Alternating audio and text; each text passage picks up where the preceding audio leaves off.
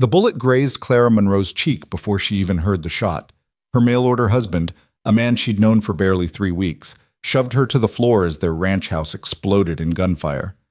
"They found me," Elias whispered, blood seeping through his shirt. "And now they'll kill us both." But who was hunting the stranger she'd married? What had he done? And why, God help her, was she loading a rifle to fight beside a man whose real name she didn't even know?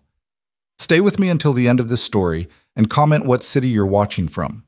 I want to see how far this tale travels. The dust hadn't settled on Silver Mesa's main street when Clara Monroe made the decision that would either save her life or end it.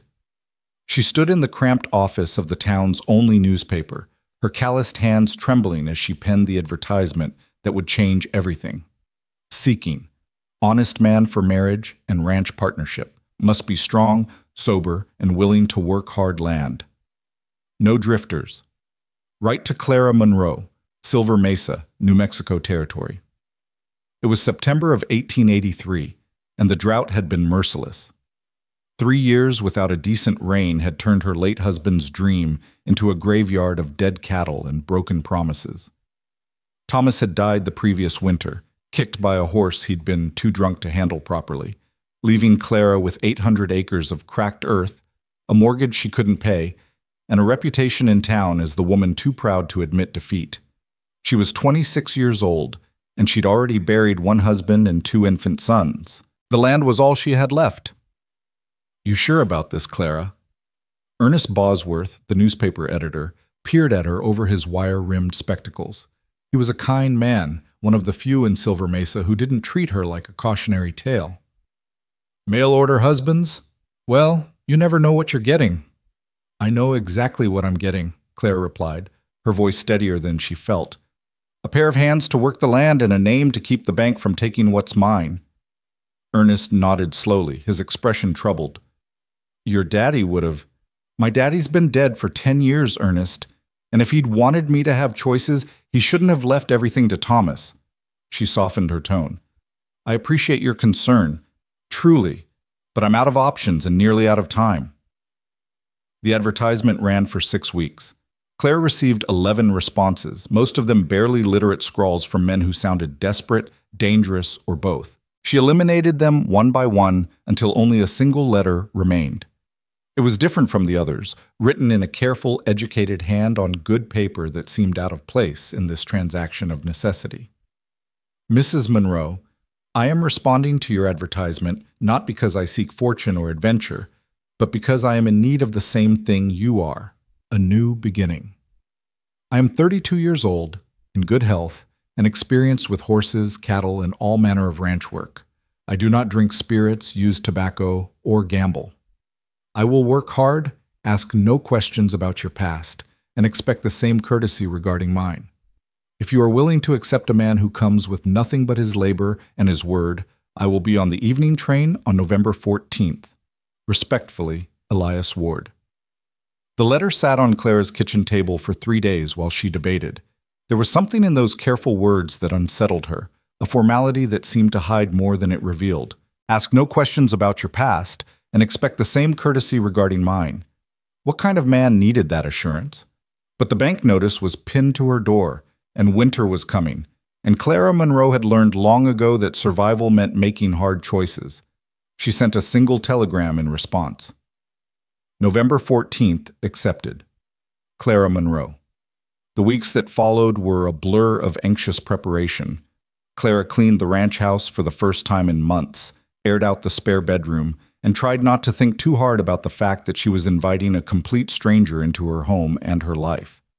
The neighboring ranchers, the few who still spoke to her, thought she'd lost her mind. "You're going to get yourself murdered," warned Dorothy Chen, whose family ran the general store. "Or worse." "What's worse than losing everything I have?" Clara asked. Dorothy had no answer for that. November 14th arrived cold and clear, the kind of crystalline autumn day that made the dying land look almost beautiful. Clara dressed carefully in her best surviving dress, a dark blue wool that had been her mother's, and drove her wagon into town just as the sun began its descent toward the western mountains. Silver Mesa had never been much of a town. A single street of weathered buildings huddled against the high desert wind, The general store, the newspaper office, a saloon, the land office, and the train depot that had been built on the promise of prosperity that never quite arrived. Most of the storefronts had empty windows now, casualties of the drought and the silver mine that had played out years ahead of schedule. Clara pulled her wagon up outside the depot and waited, her heart hammering against her ribs. A handful of townspeople had gathered, drawn by curiosity or boredom or the cruel hope of watching her humiliation when no one stepped off the train. The locomotive appeared first as a dark smudge against the golden sky, then as a growing thunder that seemed to shake the very earth. Clara stood frozen as it pulled into the station, brakes screaming, steam billowing like dragon's breath into the cooling air. For a long moment, nothing happened. The passengers who disembarked were the usual handful. A traveling salesman Clara recognized, two women in expensive Eastern dresses who looked lost and vaguely horrified, an elderly man with a medical bag. Clara felt her face burning. He wasn't coming. She'd sent for a husband, and he'd had the good sense to... Then he appeared. He stepped down from the last car as the evening light was fading to purple, and Clara's breath caught in her throat. He was tall, well over 6 feet, with broad shoulders and a lean, hard build that spoke of physical labor. He wore a dusty black coat, dark trousers, and a wide-brimmed hat that shadowed his face. No luggage, she noticed. Just a bedroll slung over one shoulder and a saddle that he carried as if it weighed nothing. He stood on the platform for a moment, his gaze sweeping across the gathered townspeople with an intensity that made several of them step back. Then his eyes found Clara, and he went very still. She couldn't breathe, couldn't move. There was something in the way he looked at her, not with the hungry assessment she'd feared, but with a kind of weary recognition, as if he'd been searching for something and was surprised to find it here, in this dying town at the edge of nowhere. He walked toward her with a deliberate, measured stride. As he drew closer, she could see more details. Dark hair that needed cutting, a face that might have been handsome if it weren't so marked by exhaustion, eyes that were an unusual pale gray and seemed to hold decades more life than his 32 years should allow. And scars. God, the scars. One traced from his left temple to his jaw. Another disappeared beneath his collar. His hands, when he removed his hat, bore the permanent stains of hard work and harder times. Mrs. Monroe? His voice was low and rough, the accent hard to place, hints of the South softened by years elsewhere. I'm Elias Ward. Mr. Ward. Clara was proud of how steady her voice sounded. Welcome to Silver Mesa. He glanced past her at the curious onlookers, and something shifted in his expression, a wariness that bordered on fear. Is there somewhere we might speak, privately? My wagon's just there. Clara gestured, trying not to notice how the watching townspeople were whispering among themselves. It's a 40-minute ride to the ranch. Then let's not waste daylight. He loaded his saddle and bedroll into the back of the wagon with efficient movements, then offered Clara his hand to help her up to the driver's seat. His palm was calloused, his grip careful and brief. He settled beside her, his large frame making the seat feel suddenly cramped, and Clara noticed he positioned himself so he could watch the street behind them. She clucked to the horses, and they rolled out of town in silence. The road to the ranch wound through country that had once been beautiful, rolling grassland dotted with juniper and piñon pine, backed by the distant purple shadows of the Sangre de Cristo Mountains. Now the grass was sparse and brown, the creek beds dry, the landscape holding its breath against disaster. It's been a hard few years, Clara said finally, unable to bear the silence. The drought. I know about drought, Elias interrupted, his eyes scanning the darkening horizon. And hard years. Another silence fell. Clara tried again. The ranch is 800 acres. We've got a small herd, maybe 60 head of cattle that survived the die-off. Some chickens. 2 horses besides these. She gestured to the aging team pulling the wagon. The house needs work, but it's sound. There's a barn, a bunkhouse, Mrs. Monroe. Elias turned to look at her directly for the first time, and the intensity of his gaze made her hands tighten on the reins. Before we go any further, I need to know, do you have enemies? Anyone who might want to harm you? The question was so unexpected that Clara actually laughed. Enemies? Mr. Ward, I'm a broke widow rancher in a dying town. The only people who think about me at all mostly pity me. No one from your husband's past? No outstanding debts beyond the mortgage? No disputes over land or water rights? Thomas drank away what friends he had and was too lazy to make real enemies, Clara said bluntly. And the only thing anyone disputes around here is whether I'll lose the ranch this winter or next spring. Why do you ask? Elias was quiet for a long moment, his jaw working as if he was chewing on words he didn't want to speak. Because I need to know if the danger will come from your past or mine. Clara pulled the wagon to a halt in the middle of the empty road. What danger, Mr. Ward? He met her eyes, and what she saw there chilled her more than the November wind. I told you in my letter that I needed a new beginning. That was true. What I didn't tell you was why. He paused, seemed to reconsider, then continued. I'm not a wanted man, Mrs. Monroe, at least not officially, but there are people who believe I am, and if they find me, they won't ask questions before they start shooting. Clara's heart was pounding again, but not with fear, with fury. You brought danger to my door? After everything I've lost, you're going to bring me more trouble? I brought you help, Elias said quietly, and I'm asking you to decide right now whether that's worth the risk. He gestured back toward town. You can turn this wagon around and I'll catch the next train east. You'll never hear from me again. Or you can take a chance on a man who will work himself to death to protect what's yours, but who might bring his past calling someday. Might? Or will? Honestly, I don't know. The admission seemed to cost him. I've been running for 2 years and no one's found me yet, but I can't promise they never will. Clara stared at this stranger who had just upended every assumption she'd made. The smart thing, the sane thing, would be to turn around, send him away, and find some other solution to her problems.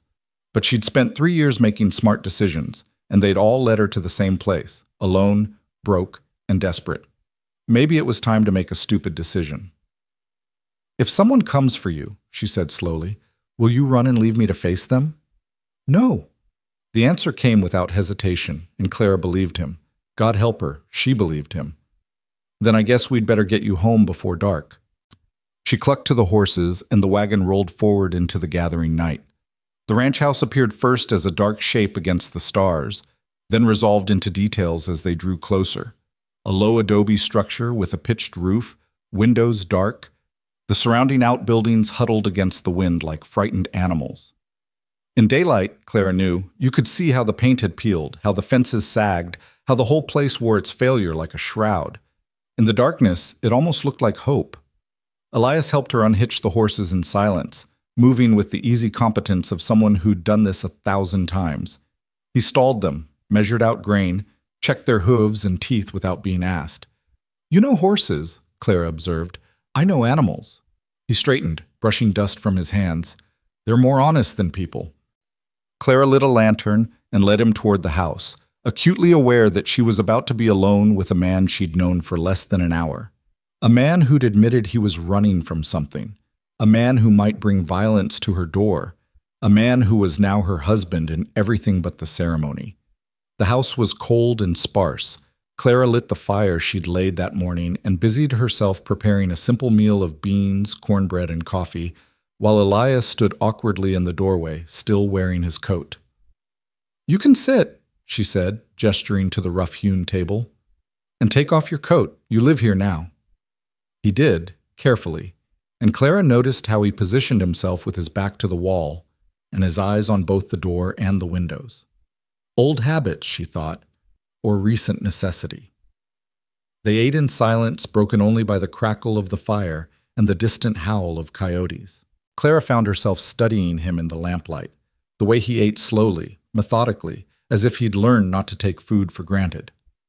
The way his eyes never stopped moving, cataloging, assessing. The way he held himself with a stillness that seemed coiled, ready to explode into action.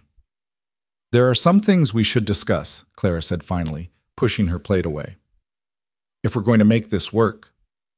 Elias nodded, waiting. I need help with the ranch.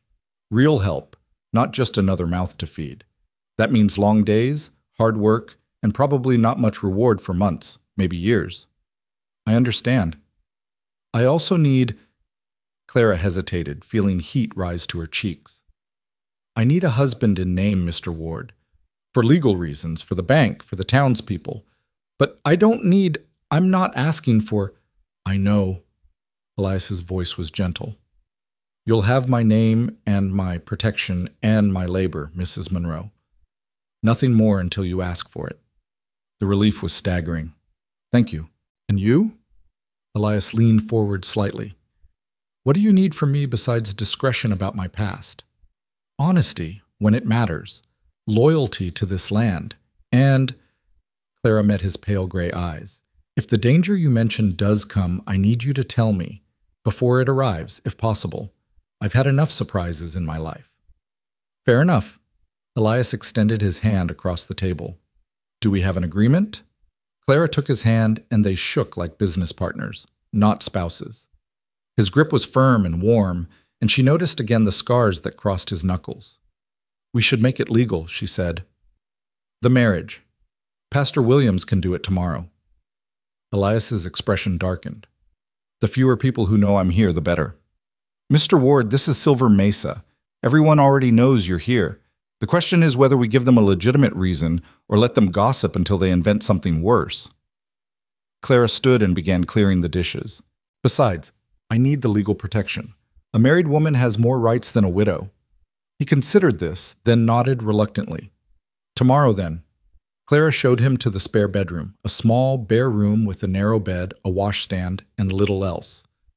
It's not much, she apologized. It's more than I've had in a long time. Elias set down his bedroll and saddle, then turned to face her.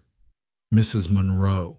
Clara, I know this isn't what you imagined when you sent that advertisement, and I'm sorry for that, but I will do everything in my power to make sure you don't regret taking a chance on me. There was such earnestness in his voice that Clara felt something in her chest loosen slightly. See that you do, Mr. Ward. See that you do. She left him there and retreated to her own room, closing the door and leaning against it as the reality of what she'd done crashed over her. She'd brought a stranger into her home, a man running from danger, a man with secrets and scars and a past he wouldn't or couldn't explain. What had she been thinking?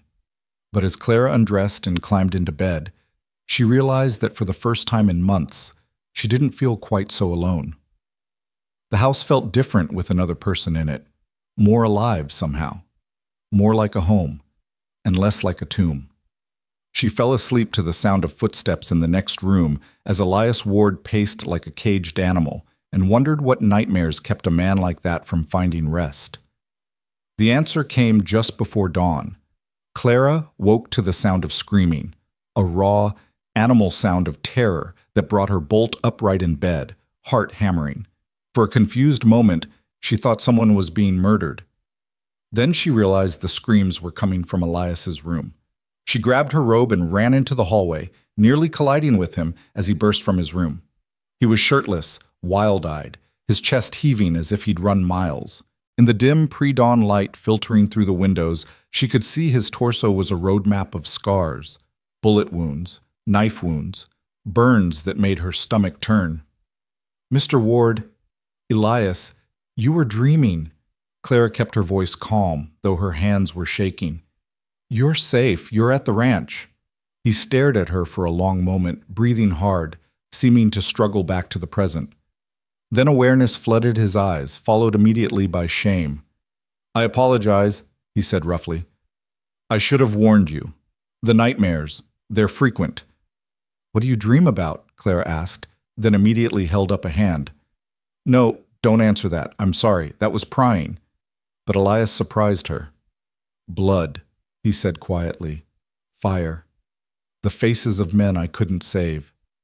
He turned away, presenting his scarred back to her. I should go. This isn't fair to you. Where would you go? I don't know. Somewhere I wouldn't wake you with my demons. Clara looked at this broken man standing in her hallway and made another decision that was probably stupid but felt necessary. Go back to bed, Elias. Get what sleep you can. We have a wedding to attend this morning and then a ranch to save. Your demons can wait. He turned back to face her, something like gratitude in his eyes. You're a remarkable woman, Clara Monroe. I'm a desperate one, she corrected. There's a difference. But as she returned to her own room, Clara wondered if maybe there wasn't. Morning came cold and bright.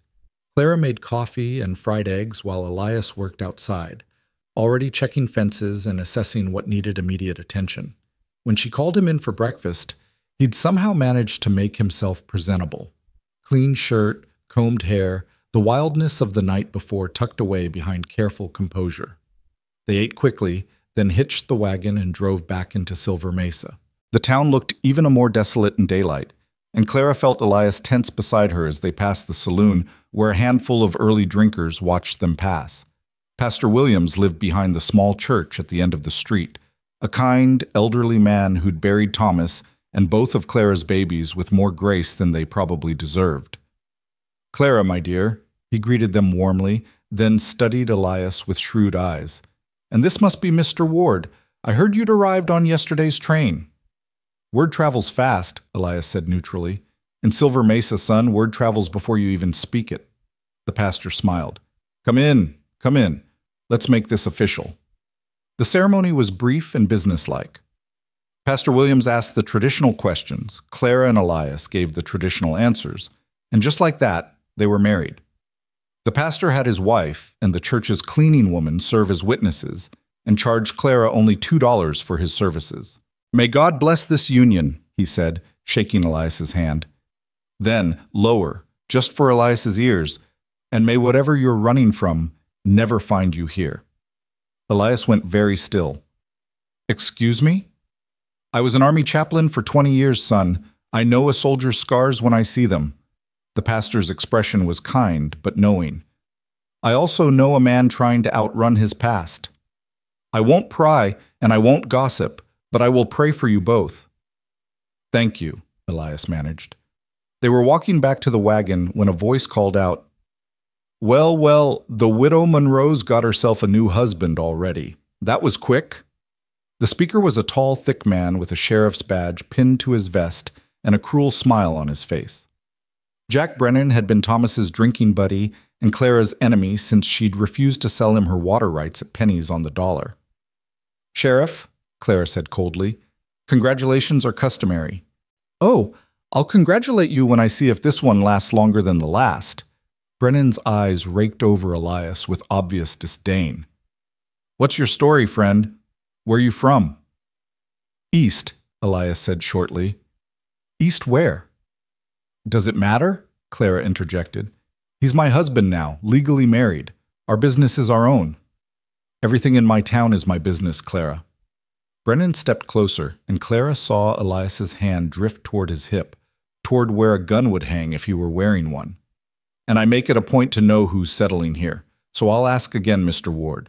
Where exactly are you from?" The tension was thick enough to choke on. Clara could see a small crowd gathering, drawn by the promise of confrontation. "Virginia?" Elias said finally.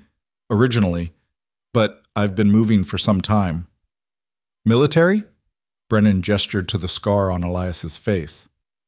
"Yes." "Which side?" A muscle jumped in Elias's jaw. "The losing one." Several onlookers chuckled, and Brennan's smile widened. "Well, at least you're honest about that.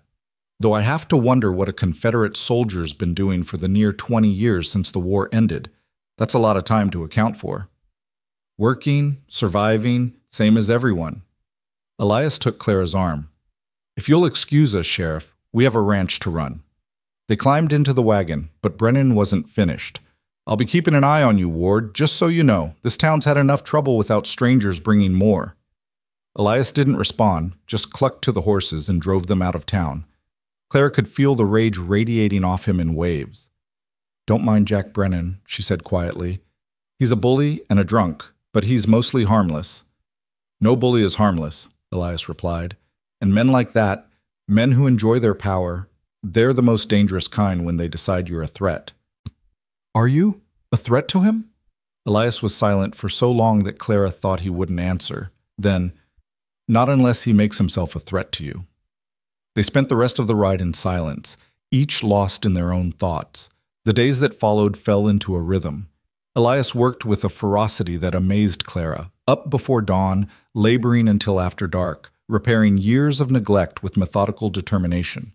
He fixed the barn roof, mended miles of fence, dug out the clogged irrigation ditches, and somehow coaxed the old windmill back to life.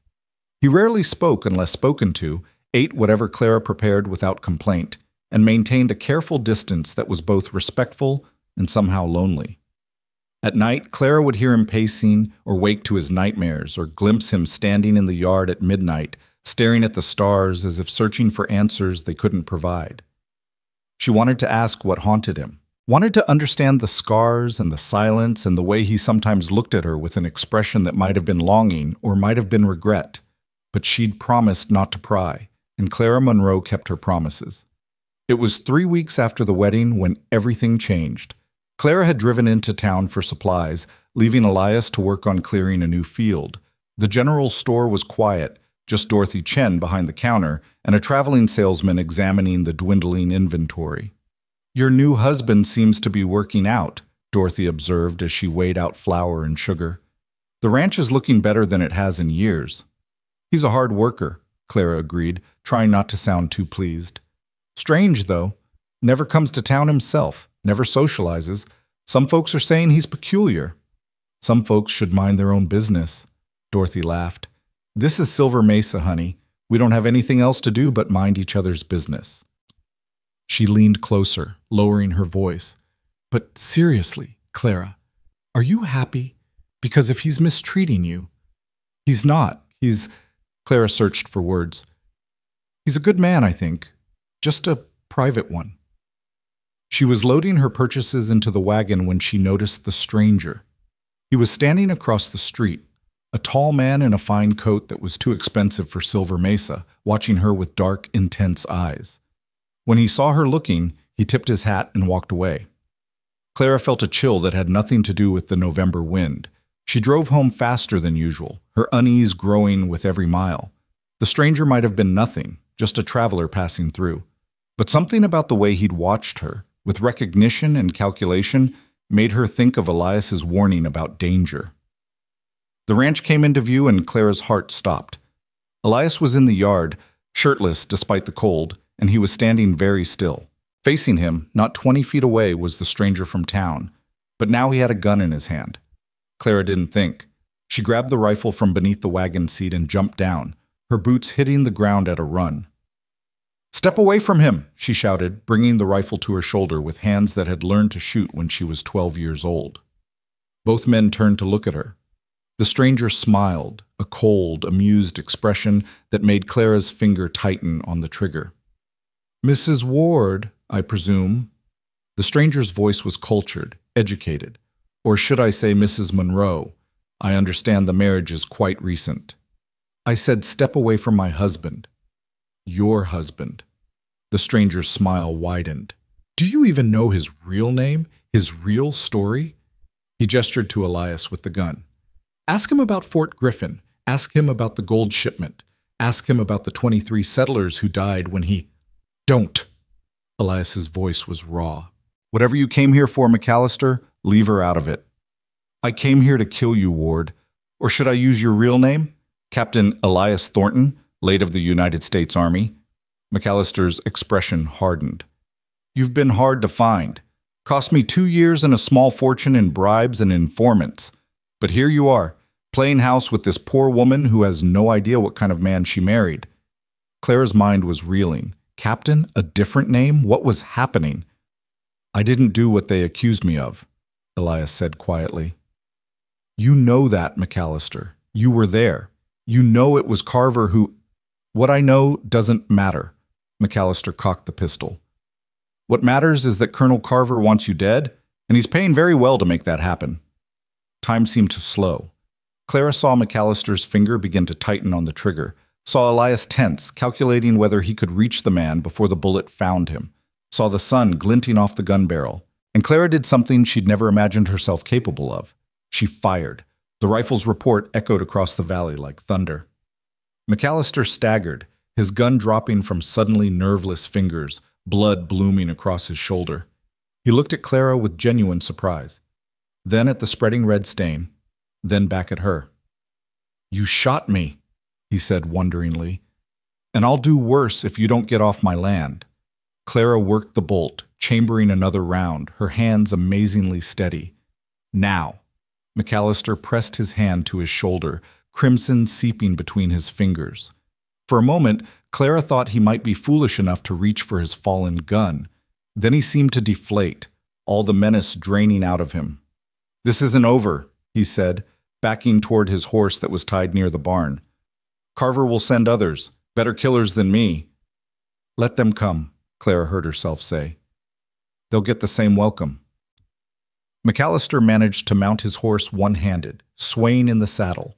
He looked at Elias one last time. "She deserves the truth, Thornton, before the next man comes. She deserves to know what you did."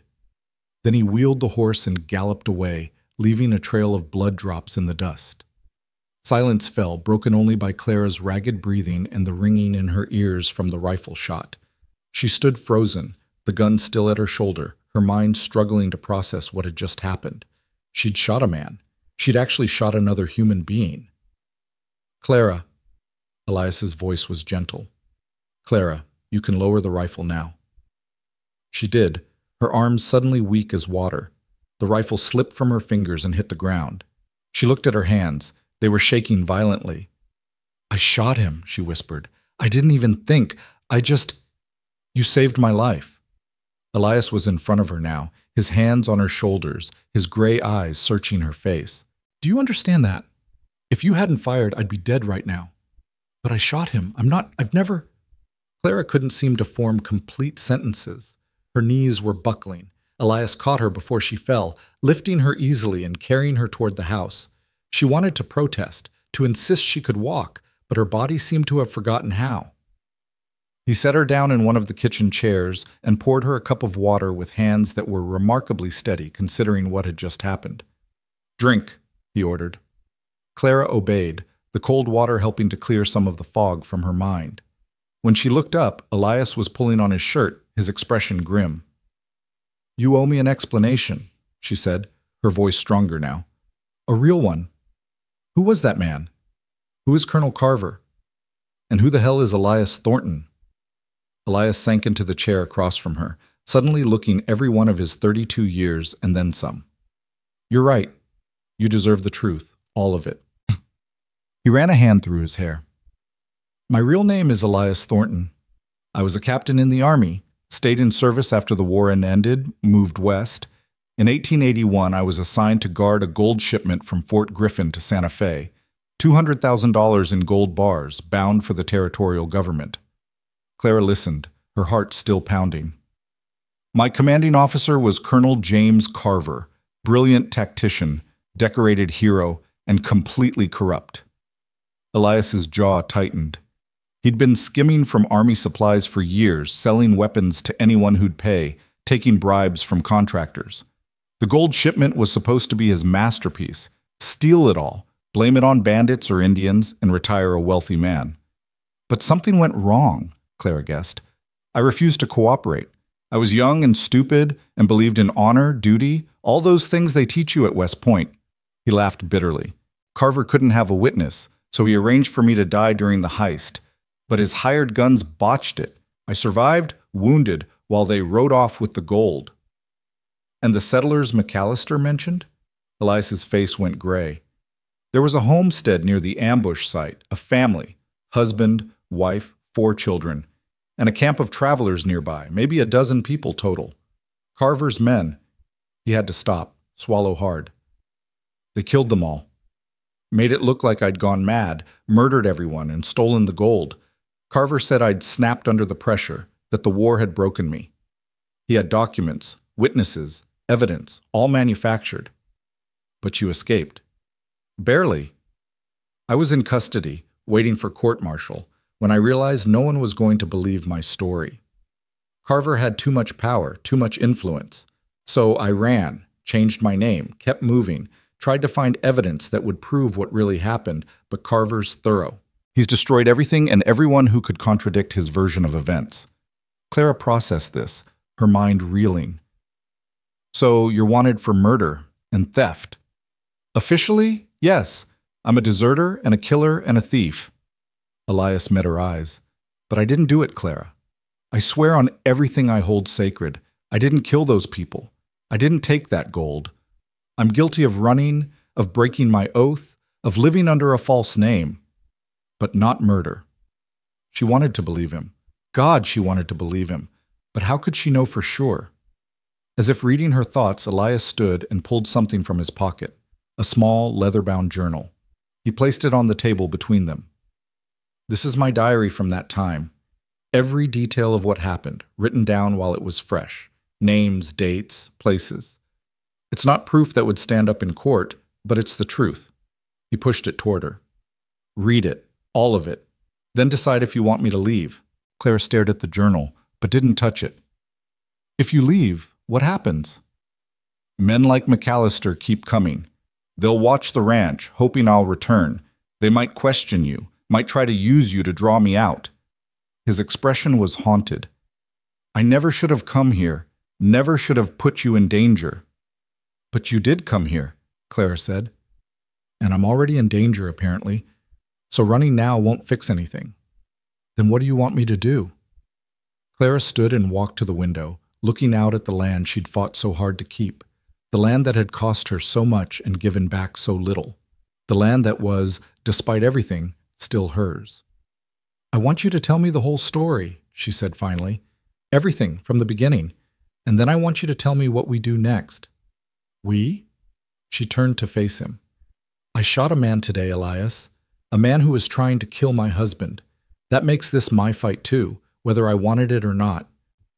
A strange calm was settling over her, the shock fading into something like resolve. So yes, we. For the first time since she'd known him, Elias Thornton smiled. A real smile that transformed his entire face, making him look years younger. Then pull up a chair, Clara Monroe, he said. This is going to take a while. They sat at that kitchen table as the sun set and the shadows grew long, and Elias told her everything. Every detail of his service, his suspicions about Carver, the ambush, the massacre, his escape. He spoke in a flat, emotionless voice, as if he were testifying in court, but Clara could see the pain in his eyes when he described finding the murdered settlers. The youngest was just a baby, he said quietly, maybe 6 months old. They didn't even spare the baby. Clara reached across the table and took his hand. He looked surprised, but didn't pull away. I've spent 2 years trying to prove my innocence, he continued, trying to find evidence, witnesses, anything, but Carver's protected. He's got friends in Washington, connections throughout the army, men who owe him favors or fear his power, one man against all that. He shook his head. I should have stayed and faced trial. At least then I'd have died with my honor intact. You'd just be dead, Clara corrected, and Carver would have won completely. She squeezed his hand. This way. At least you're alive. At least there's a chance. A chance for what? For justice. For truth. Clara felt something igniting in her chest, a fierce, angry determination she recognized from the years after her sons died, when she'd refused to let grief destroy her. You said Carver's powerful, but powerful men make mistakes, and they have enemies. We just need to find the right people to help us. We? Elias repeated, and this time there was hope in his voice. We, Clara confirmed. You're my husband, legally married before God and the law. That means your fight is my fight, and I'm too stubborn to lose. Elias stared at her as if seeing her for the first time. Why are you doing this? You could turn me in, collect whatever reward Carver's offering.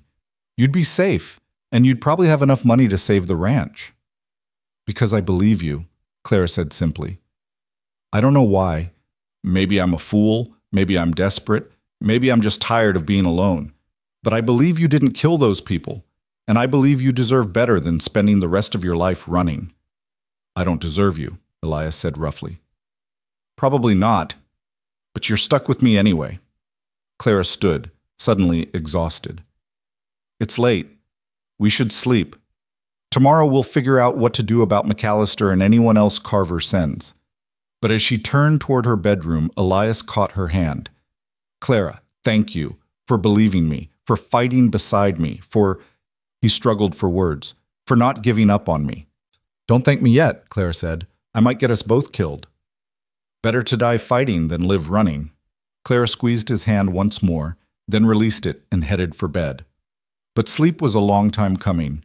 She lay in the darkness, listening to the familiar sounds of the house settling, and thought about all the ways her life had changed in 3 short weeks. She'd married a stranger, learned he was a fugitive, shot a man to save him, and committed herself to fighting a battle against an enemy she'd never met. 3 weeks ago, her biggest problem had been the mortgage. Now she was entangled in a conspiracy involving the army, gold theft, and murder. She should have been terrified, should have been racing back to town to turn Elias Thornton, over to the sheriff. Instead, she felt more alive than she had in years. In the room next door, she could hear Elias moving around, and for once, it didn't sound like pacing. It sounded like a man getting ready to make a stand. Clara smiled in the darkness. Let Colonel Carver send his killers. Let them come to Silver Mesa with their guns and their threats. They'd learn the same lesson Jack McAllister had. Clara Monroe didn't give up what was hers without a fight. And Elias Thornton, broken, haunted, scarred Elias, was hers now. Whether he knew it yet or not, dawn broke cold and unforgiving over Silver Mesa, painting the desert in shades of blood and copper. Clara had slept maybe 2 hours, her dreams fractured by images of McAllister's surprised face and the bloom of red across his shoulder. She woke to find Elias already outside, moving through the yard with the purposeful intensity of a man preparing for war. She dressed quickly and joined him. He'd dragged the water trough to a position that offered cover from the road, repositioned the woodpile to create a makeshift barrier near the house, and was now checking sight lines from every window. "You think they'll come today?" Clara asked, handing him the coffee she'd brewed. "McAllister will need to get that shoulder treated, send word to Carver, wait for reinforcements." Elias accepted the cup but didn't drink, his eyes scanning the horizon. "We have maybe 3 days, maybe less if Carver has men already in the territory. Then we use those 3 days." Clara's voice was steadier than she felt. "We prepare, and we find a way to fight back that doesn't end with both of us dead." Elias finally looked at her, really looked at her, and something shifted in his expression. "You should leave. Go to family, somewhere far from here. I'll give you money. I have some saved, and you can start over where Carver's reach won't find you." "I don't have family, and this is my land." Clara met his gaze without flinching. "I've already told you, I don't run." "Stubbornness isn't the same as courage, Clara." "No, it's better. Courage fades when you're scared. Stubbornness just gets meaner." She took the coffee back from him and drank it herself. "Now stop trying to protect me by pushing me away and tell me what we actually need to do." A ghost of a smile crossed Elias's face. "First, we need weapons. Real ones. And ammunition. If Carver sends professionals instead of hired guns like McAllister, my old service revolver won't be enough. There's a gun trader who comes through Silver Mesa every few weeks. Cal Thornton? No relation, I assume?" Clara raised an eyebrow. "Not unless I have cousins I don't know about." Elias was already moving toward the barn.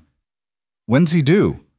"Could be today, could be next week. He's not exactly reliable." Clara followed him. "But there's another option. Jack Brennan confiscated an arsenal from some outlaws last year. Keeps it locked in the sheriff's office." "You want me to ask the sheriff who already doesn't trust me for weapons?" Elias pulled his saddle from its rack. "That'll go well." "I didn't say ask." Clara felt a reckless energy building in her chest. Those guns were taken from criminals. Brennan has no legal right to keep them indefinitely, and he's usually drunk by noon. His office isn't exactly Fort Knox. Elias stopped, turning to stare at her. "You're suggesting we rob the sheriff." "I'm suggesting we reclaim property that should have been returned to the territorial marshal months ago." Clara shrugged. "If Brennan happens to be too drunk to notice, well, that's his failing, not ours." For a long moment, Elias just looked at her, and Clara couldn't read his expression. Then he laughed, a real genuine laugh that transformed his entire face. "Clara Monroe, you are either the bravest woman I've ever met or the craziest. Can't I be both?" "Apparently." He sobered quickly. "But if we do this, we do it smart.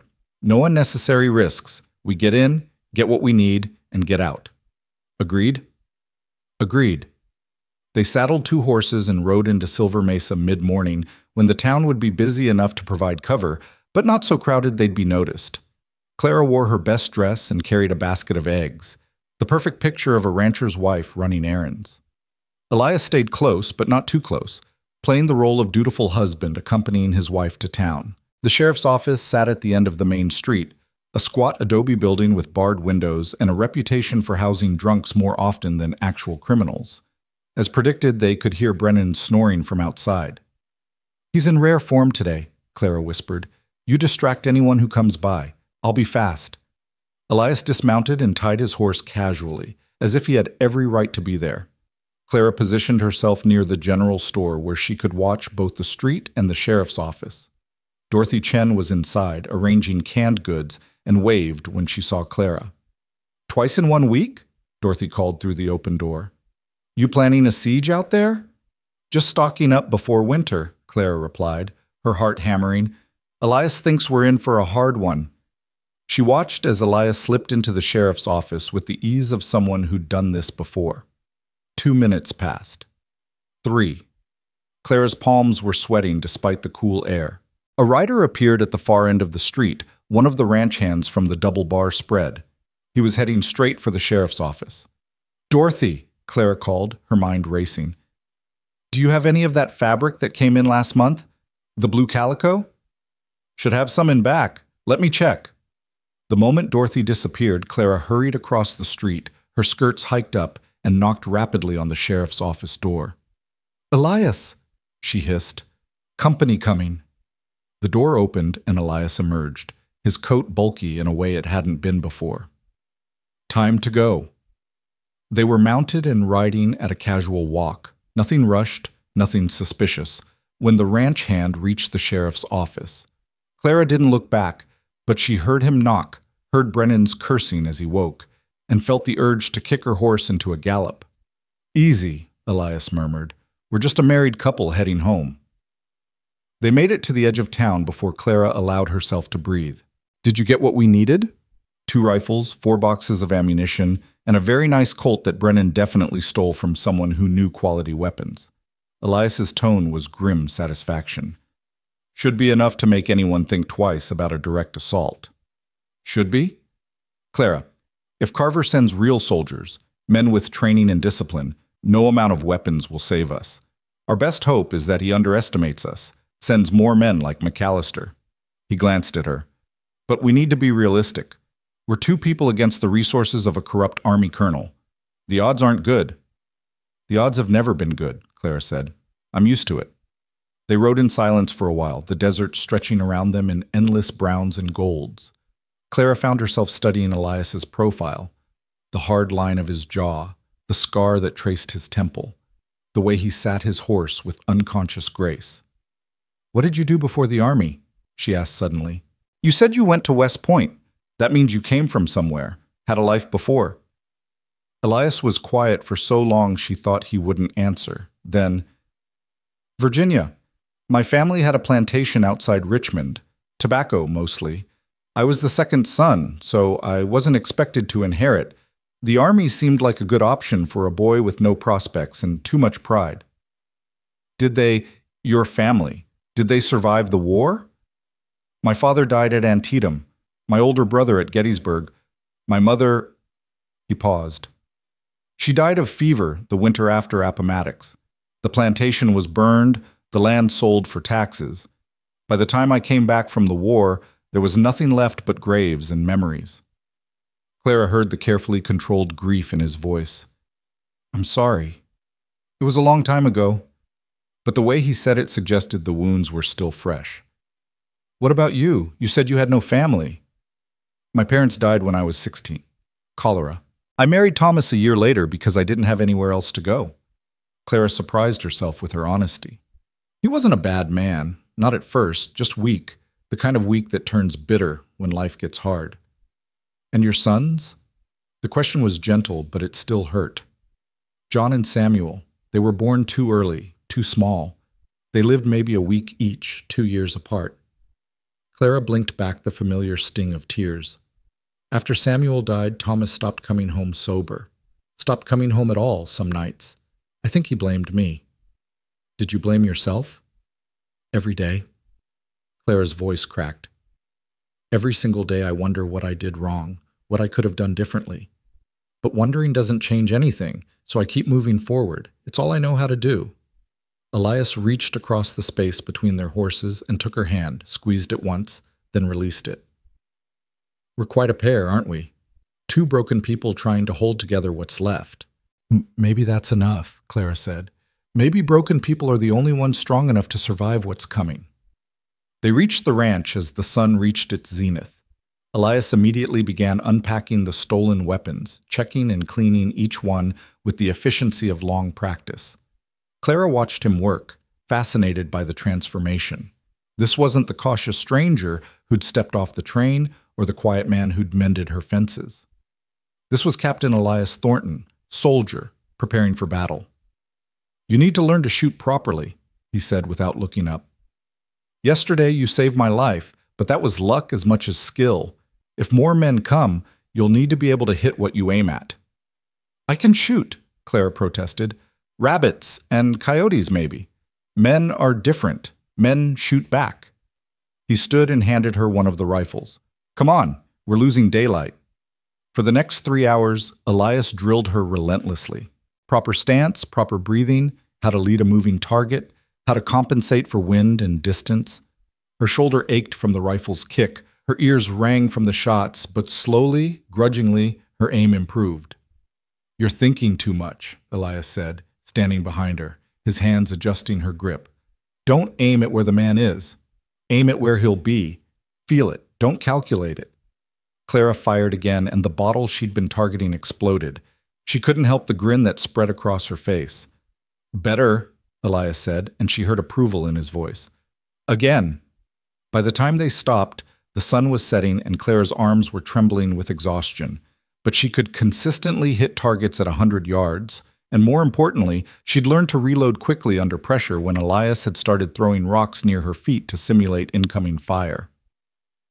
"You're a good teacher," she said as they walked back to the house. "I had good teachers." Elias's expression was distant. "The army taught me a lot of things, most of them about killing." "Do you regret it? The army, I mean. Would you do it differently if you could?" He considered this. "I regret trusting the wrong people. I regret not seeing Carver for what he was until it was too late.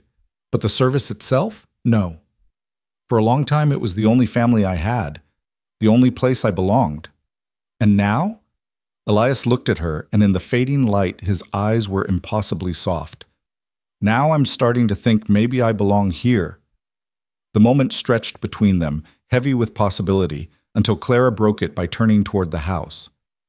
"I should make dinner. You must be starving." That night, Clara made stew from the last of their beef, and they ate in comfortable silence. The guns were laid out on the table between them, a reminder of what was coming, but also a promise that they wouldn't face it defenseless. "Tell me about Fort Griffin," Clara said as she cleared the dishes. "Not the massacre, the before. What was it like?" Elias leaned back in his chair, and for once he seemed willing to talk. "Hot, dry, full of men who'd rather be anywhere else." He smiled slightly. "I was assigned there because I developed a reputation for being able to handle difficult situations.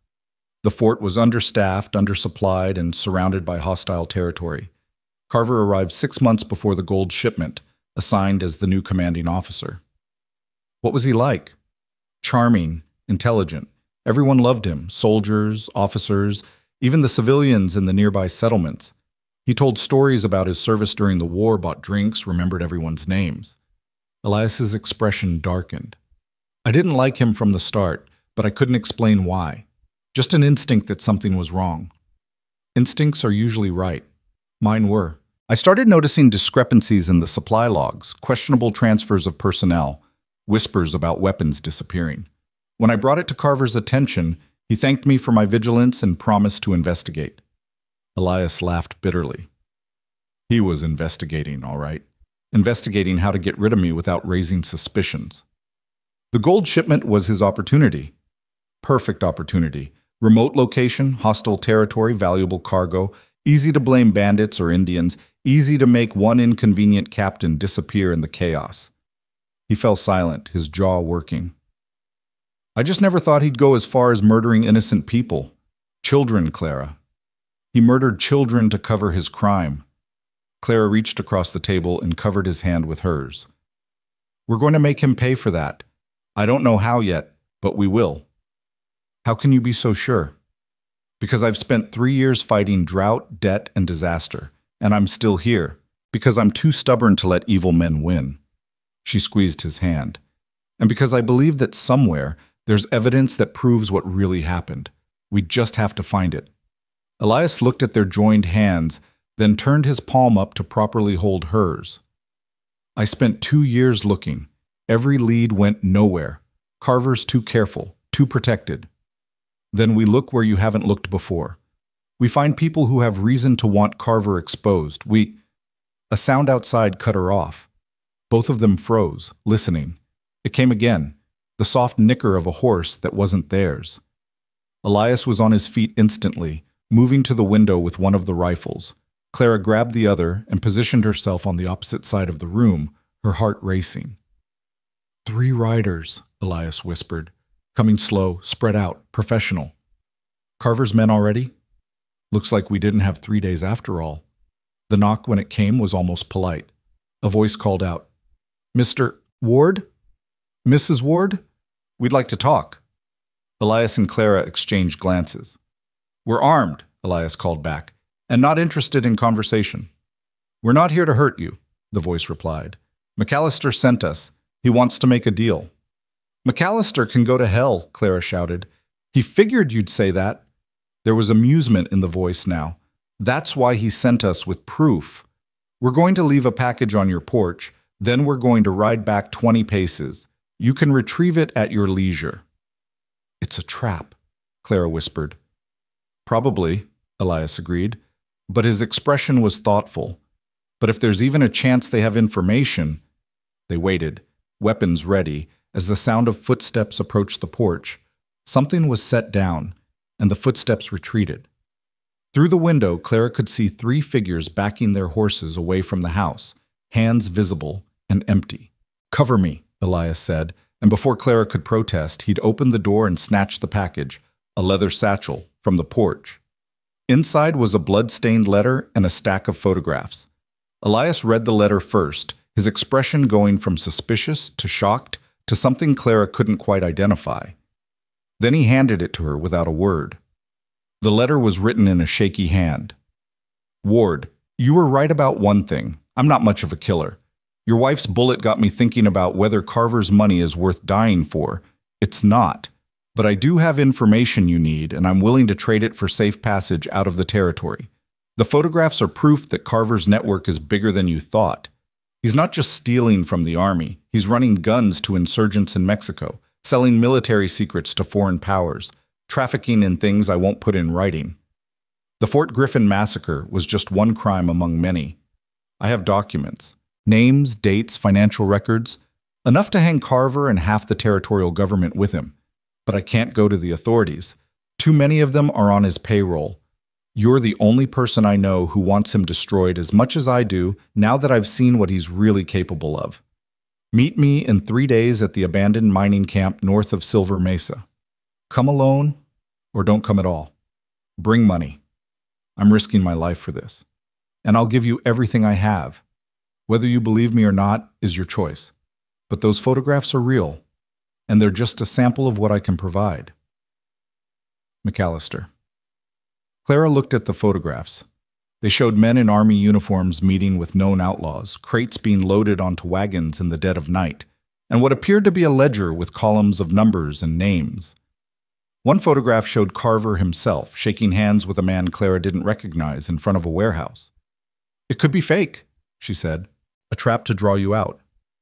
Look at the date on this one. Elias pointed to a photograph of the warehouse. June 1881, 2 months before Fort Griffin. And that man with Carver is Diego Vargas, the same Mexican gunrunner who was supposedly killed by Apache raiders that summer.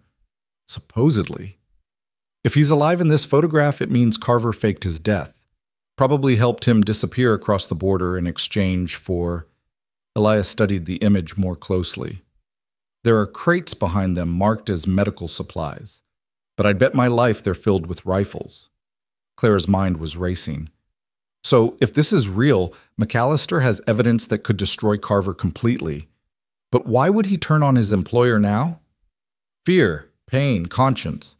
Elias set the photographs down carefully. Or it's exactly what you said. A trap designed to get me away from the ranch where I have defenses. The riders are still out there, Clara noted, peering through the window, waiting for an answer. Elias walked to the door and opened it. Tell McAllister I'll consider his offer, but I need time to verify these photographs are genuine. You've got 2 days, one of the riders called back. After that, McAllister's leaving the territory with or without you. He says to tell you that Carver's sending a company of men, 20 soldiers, all veterans, all loyal to him. They'll be here within the week. 20 men? Clara breathed. They're coming to finish what the Fort Griffin massacre started, the writer continued. To kill anyone who knows the truth and burn this place to the ground. McAllister figures you deserve a fighting chance, seeing as how Mrs. Ward was decent enough to only wound him when she could have killed him. With that, the 3 riders turned and galloped into the darkness, leaving Clara and Elias standing in the doorway, staring at each other in the lamplight. 20 men, Clara repeated. We can't fight 20 trained soldiers. No, Elias agreed. Spots, we can't. So what do we do? Elias looked at the photographs spread across the table, then at Clara, then out at the darkness where their enemies were gathering. We take McAllister's deal, but not the way he expects. Over the next 2 days, they prepared. Not for a meeting, but for war. Elias taught Clara how to set simple traps, tripwires that would trigger warnings, positions that offered cover and clear fields of fire, escape routes they could use if the house became indefensible. They moved supplies to the barn and the old root cellar, creating multiple fallback positions. But they also made plans for the meeting with McAllister. Elias would go, but not alone and not unprepared.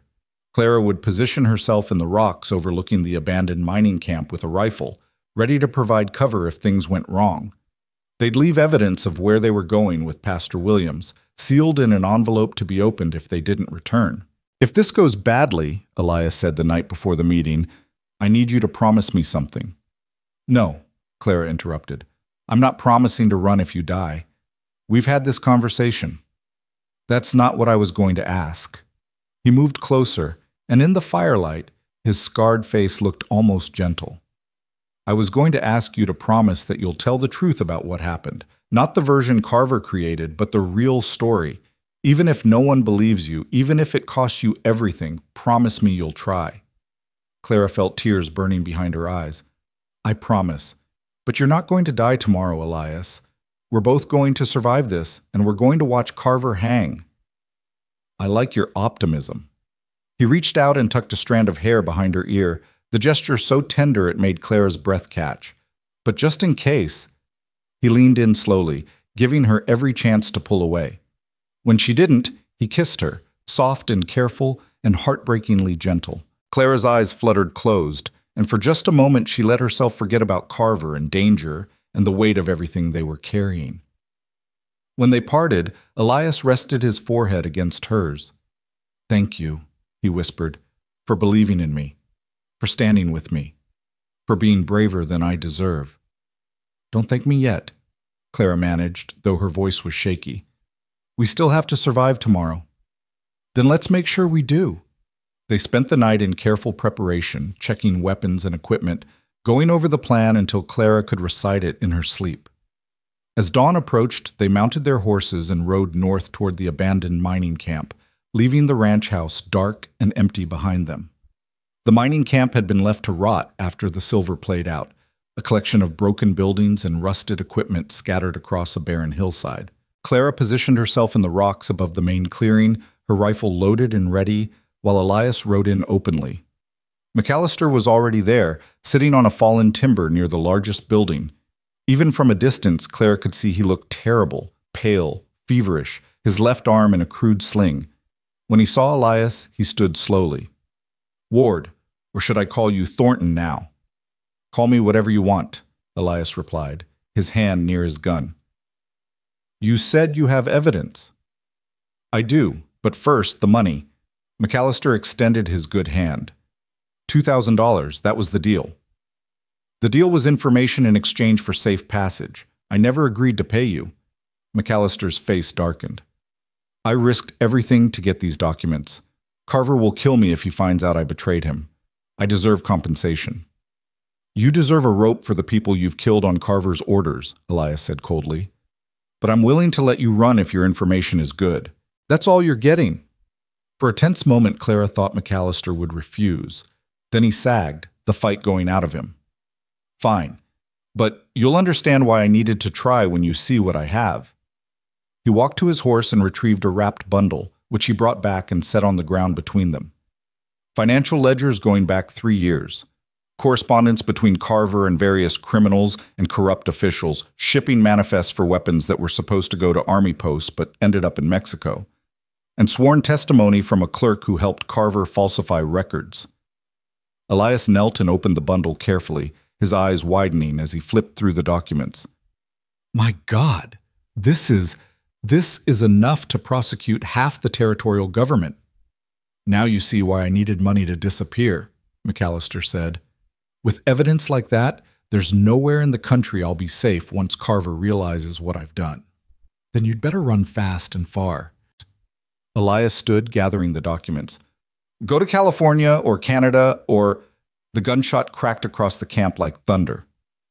McAllister jerked, a red stain spreading across his chest. He looked down at it in confusion, then toppled forward. Elias dove for cover as more shots rang out. Claire's rifle was already up, scanning for targets.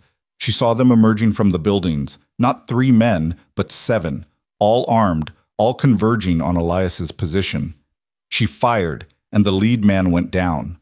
Fired again, and another stumbled. But there were too many, and they were spreading out, using cover, advancing with military precision. It was a trap, Clara breathed, already moving to a new position. McAllister was bait. She fired 3 more times in rapid succession, forcing the attackers to take cover, buying Elias precious seconds to reach better cover behind an ore cart. He returned fire, his shots controlled and accurate, and 2 more men fell.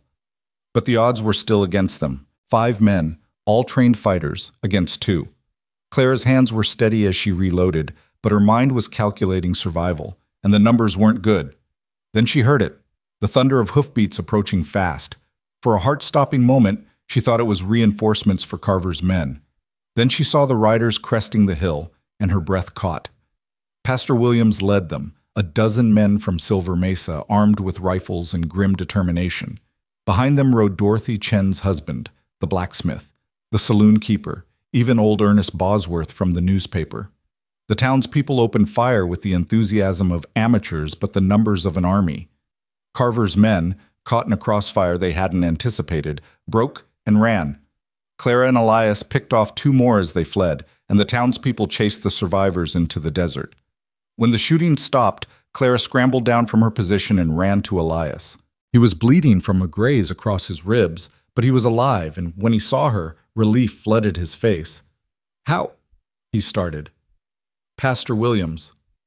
Clara turned as the elderly minister dismounted, looking surprisingly calm for someone who'd just participated in a gunfight. How did you know? Your letter said to open it if you didn't return by noon, Williams explained. But when I heard riders heading north before dawn, I figured you might need help sooner rather than later. So I gathered everyone I could trust and followed. Thank you, Elias said hoarsely. You saved our lives. You're part of this community now, son. That's what communities do. Williams looked at the scattered bodies, his expression troubled. Though I'll have to do some serious praying about my role in all this violence. Clara knelt beside McAllister. He was still breathing, barely, his eyes fluttering open when she touched his shoulder. The documents, he whispered. Are they safe? They're safe, Elias confirmed, kneeling on McAllister's other side. Why did you really do this? Was it about the money or conscience? McAllister gasped. Turns out I have one after all. Carver. He promised the Fort Griffin job would be clean. Just steal the gold, frame you. No one else had to die. But then he... Children. His breathing was labored now. I didn't know. I swear I didn't know he'd kill them all. And when he ordered me to hunt you, I realized I was working for a monster. You were right about that, Elias said quietly. McAllister's hand grabbed Elias's coat with surprising strength. Stop him! Use those documents! Stop him before he… His eyes went vacant and his hand fell away. Clara closed his eyes gently. He tried to make it right at the end. Doesn't absolve him of what he did before, Elias replied, but his voice held sorrow rather than anger. But it counts for something.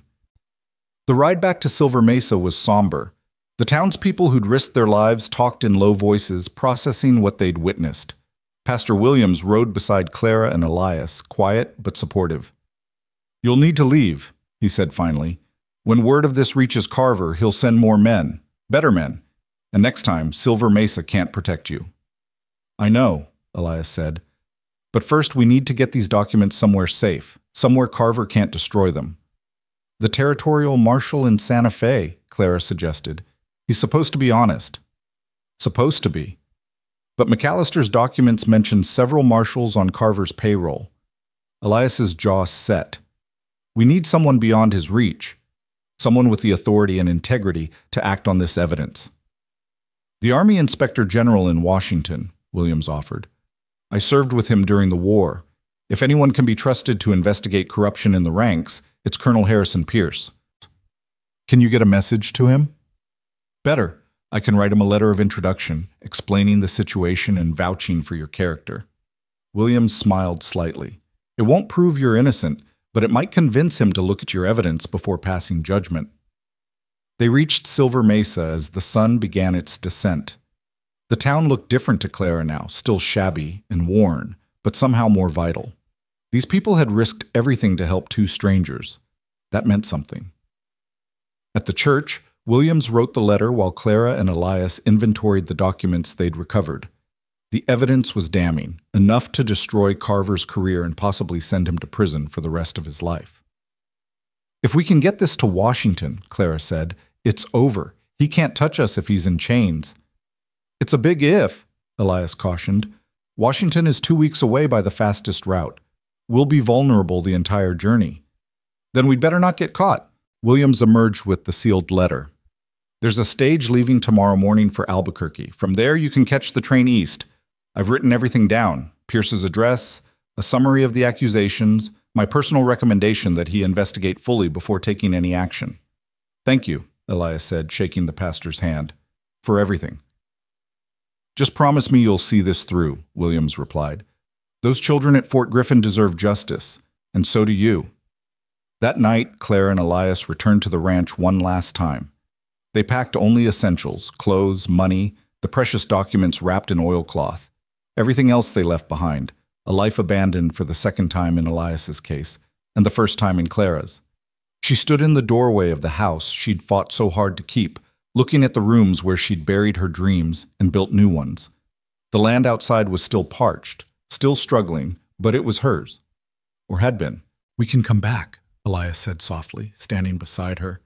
When this is over, when Carver's been dealt with, we can rebuild. Can we? Clara turned to face him. Or will there always be another threat, another enemy, another reason to run? I don't know, he admitted. But I do know that I'm tired of running alone. If there's more running to do, I'd rather do it with you.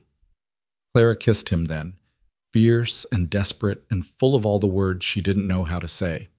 When they parted, both were breathing hard. Then let's finish this, she said. Let's go to Washington, deliver these documents, and watch Carver's world burn. Together? Together. They locked the ranch house door and rode away as the moon rose over Silver Mesa, heading toward a future that was uncertain but no longer quite so lonely.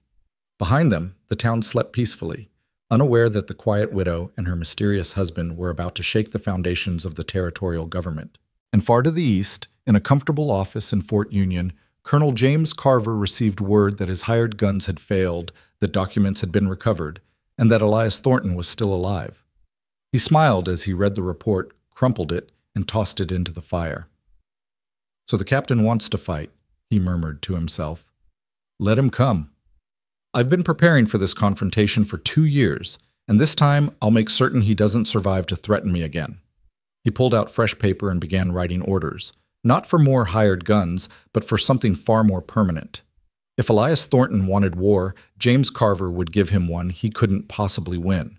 The question was whether Clara and Elias would reach Washington before Carver's trap closed around them completely. The stage to Albuquerque left Silver Mesa at dawn, a rickety contraption that seemed held together more by hope than engineering. Clara and Elias took seats inside with 3 other passengers, a whiskey drummer who reeked of his own product, a pale woman in mourning clothes who never spoke, and a railroad surveyor who talked incessantly about elevation grades and water rights. Clara kept the documents wrapped in her shawl, pressed against her body where she could feel them with every breath. Elias sat across from her, his eyes never still, watching the other passengers, the driver, the landscape rolling past the windows. His hand rested near the revolver hidden beneath his coat. They'd been traveling for 2 hours when the surveyor finally paused his monologue long enough to study Elias with open curiosity. "You've got the look of a military man," he observed. "Cavalry?" "Infantry," Elias replied shortly, his tone discouraging further conversation. The surveyor ignored the hint. "See action during the war?" "Some." "Which side?" Clara saw Elias's jaw tighten. "The side that lost." "Plenty of good men fought for the Confederacy," the surveyor said affably. "No shame in that, not anymore. Where'd you serve?" "Virginia, Tennessee, Georgia." Elias's voice had gone flat, emotionless. "Wherever they sent us to die." The surveyor opened his mouth to ask another question, but the woman in mourning spoke for the first time, her voice soft but sharp. "Perhaps Mr. Ward would prefer not to discuss the war. Some memories are better left buried." "Apologies, ma'am, I didn't mean to—" "Then don't," the woman interrupted, closing her eyes and leaning back against the seat. Clara caught Elias's gaze and saw gratitude there. She wanted to reach across and take his hand, to offer comfort, but the confined space and watchful eyes of the other passengers made such gestures impossible. The stage rattled on through country that grew progressively more desolate. They stopped twice to change horses at lonely way stations where suspicious men watched them from the shadows. Each time, Clara felt the weight of the documents against her ribs and wondered if Carver's network extended this far, if someone was even now sending word that Elias Thornton had been spotted heading east. It was late afternoon when the driver's shout brought them all to attention. "Riders approaching from the north!" Elias was at the window instantly. Clara leaned over to look and felt her heart drop. 6 men on fast horses, riding hard to intercept the stage. "Could be anyone," the surveyor said nervously. "Road agents, maybe, or—" "They're military," Elias said flatly. "Look at the formation, the discipline. Those are soldiers." "Army don't rob stages," the whiskey drummer protested. "These will." Elias pulled his revolver and checked the cylinder. "Mrs. Ward, get down on the floor. The rest of you stay low and stay quiet." "Now see here," the surveyor began, but Clara was already moving, kneeling between the seats with her own gun drawn from her bag. The stage driver was whipping the horses now, trying to outrun the pursuers, but it was hopeless. The riders gained steadily, spreading out to surround the rattling coach. Clara heard the crack of gunfire, felt the stage lurch as a wheel hit a rut, and then they were stopping, the driver shouting, "Don't shoot! We're stopping!" Elias positioned himself by the door, his expression calm but his eyes blazing with controlled fury. "Whatever happens," he said to Clara, "don't give them the documents. Make them take them by force." "I'm not giving them anything," Clara replied. The door was yanked open, and a corporal with cold eyes and a corporal's stripes gestured with his rifle. "Everyone out, nice and slow." They climbed down one by one. The soldiers had formed a loose perimeter around the stage, their weapons ready. Clara recognized the efficiency of their movements, the way they covered each other's positions. These weren't hired guns like McAllister. These were real soldiers, following orders, dangerous in their discipline. A lieutenant sat his horse apart from the others, a young man with a cruel mouth and ambitious eyes. He studied each passenger in turn, dismissing the drummer and surveyor and woman with barely a glance, but stopping when he reached Elias. "Captain Thornton," he said, and there was satisfaction in his voice. "Or should I say fugitive? Deserter? Murderer?" "Lieutenant," Elias read the man's insignia, "Patterson." Are you planning to arrest me or just murder me on the side of the road? Patterson smiled. That depends entirely on you.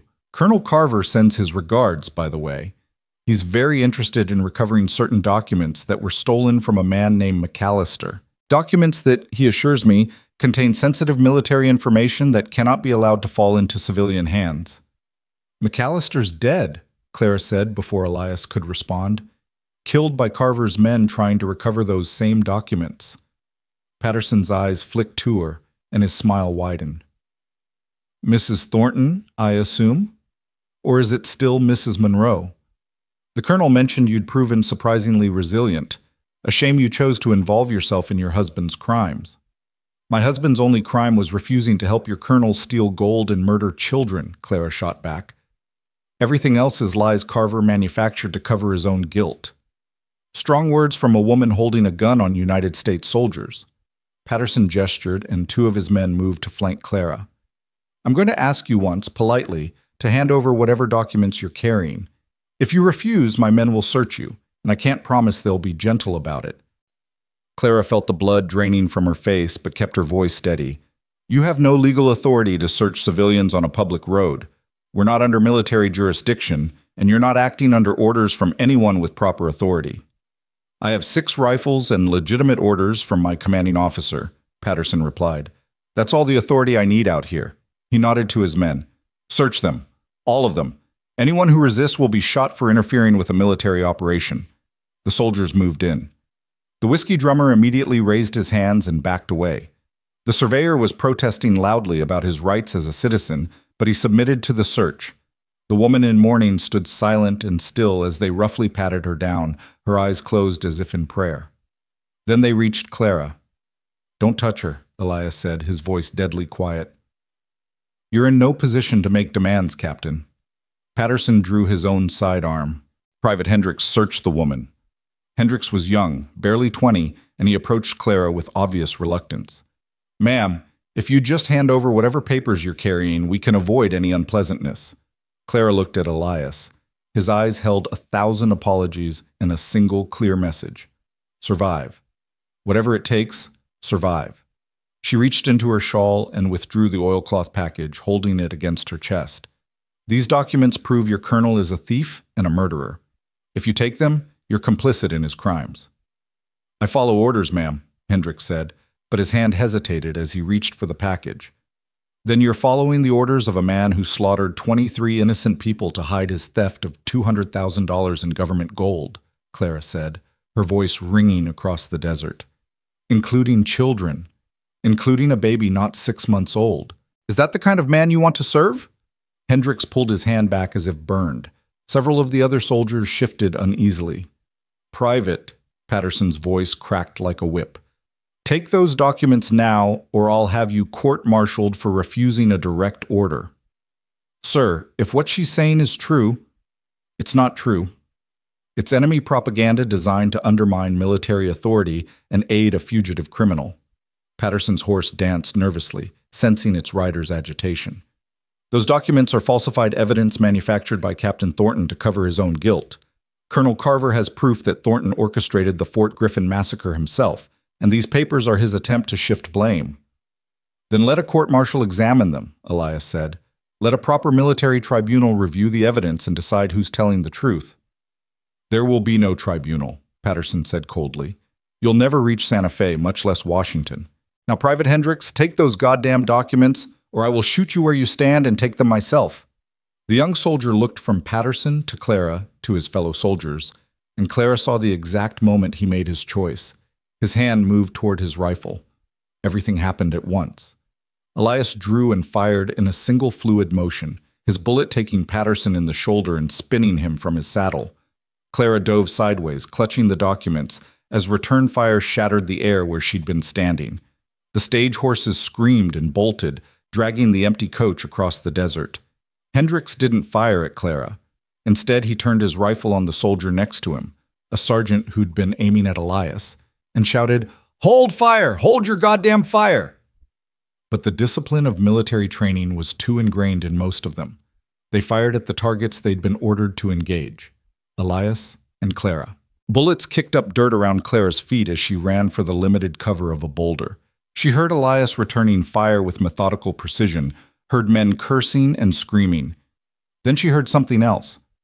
The woman in morning clothes wasn't praying anymore. She was shooting, a derringer in each hand, and her aim was shockingly accurate. One soldier went down, then another, before they even realized where the shots were coming from. The surveyor had produced a rifle from somewhere and was firing from behind the overturned luggage. Even the drunk drummer had found a pistol and was shooting wildly but enthusiastically. It was chaos, beautiful, violent, unexpected chaos. Clara reached the boulder and turned, bringing her own gun to bear. She fired 3 times, carefully, not trying for killing shots but aiming to disable. One soldier grabbed his leg and went down. Another dropped his rifle when her bullet shattered his hand. Elias had taken cover behind a dead horse, Patterson's mount, killed in the first exchange, and was picking his shots with the cold efficiency of a trained soldier. But he was outnumbered and taking fire from multiple angles. "Cease fire!" Hendricks was screaming, running between his fellow soldiers with his arms raised. "Cease fire! That's an order!" "You're a private, you can't give orders," the sergeant snarled, but he'd stopped shooting and so had several others. "Then I'm making a citizen's arrest of Lieutenant Patterson for attempted murder of civilians on a public road," Hendricks shouted. "And any man who keeps shooting becomes complicit in whatever the hell is really going on here." The remaining soldiers lowered their weapons slowly, looking at each other with confusion and growing doubt. Patterson was on the ground, clutching his wounded shoulder, his face purple with rage. "You're all going to hang for this," he hissed. "Every last one of you." "Mutiny, treason, aiding a fugitive." "Shut up," the woman in mourning said, and pressed one of her derringers against his temple. "Just shut your lying mouth." Everyone froze. The woman's face was still pale, still expressionless, but her hands were rock steady. "Ma'am," the sergeant said carefully, "you need to put down the weapon." "No, Sergeant, I don't think I will." The woman's voice was soft and cultured and absolutely terrifying in its calmness. "Because I was at Fort Griffin when Captain Thornton tried to stop the massacre. I was one of the settlers traveling with that wagon train, and I watched Colonel Carver's men murder my husband and my sons while this lieutenant's commanding officer gave the orders." The silence was absolute. "My name is Elizabeth Thornhill," the woman continued. "My husband was Samuel Thornhill, a surveyor contracted by the territorial government. We were camping near the fort when the gold shipment was attacked. Captain Thornton rode into our camp, wounded and trying to warn us that Carver's men were coming.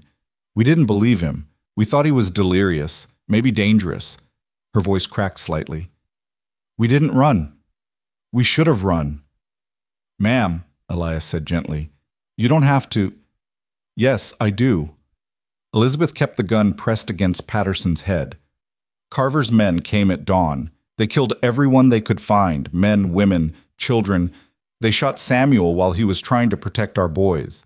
They shot Daniel and William while they were trying to hide under the wagon, and then they shot me twice and left me for dead." She pulled back the collar of her mourning dress, revealing a puckered scar just below her collarbone. "But I didn't die. I crawled away and survived and spent 2 years trying to find someone who would listen to the truth about what happened. No one would. They all said I was traumatized, confused, that I'd misunderstood what I'd seen." She looked at Elias. "But I knew Captain Thornton tried to save us. I knew he was innocent. And when I heard rumors that he'd been spotted in Silver Mesa, I took the stage west hoping to find him."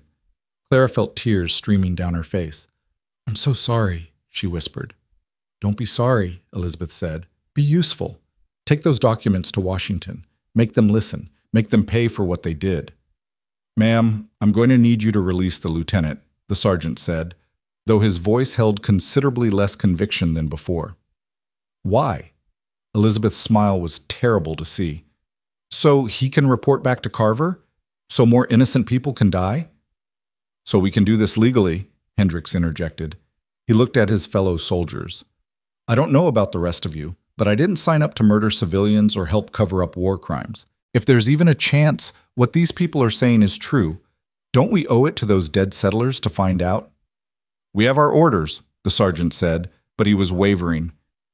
"Orders from a man who might be a mass murderer," Hendricks shot back. That changes things, Sergeant. You taught me that. A soldier's duty is to the law and the Constitution, not to corrupt officers.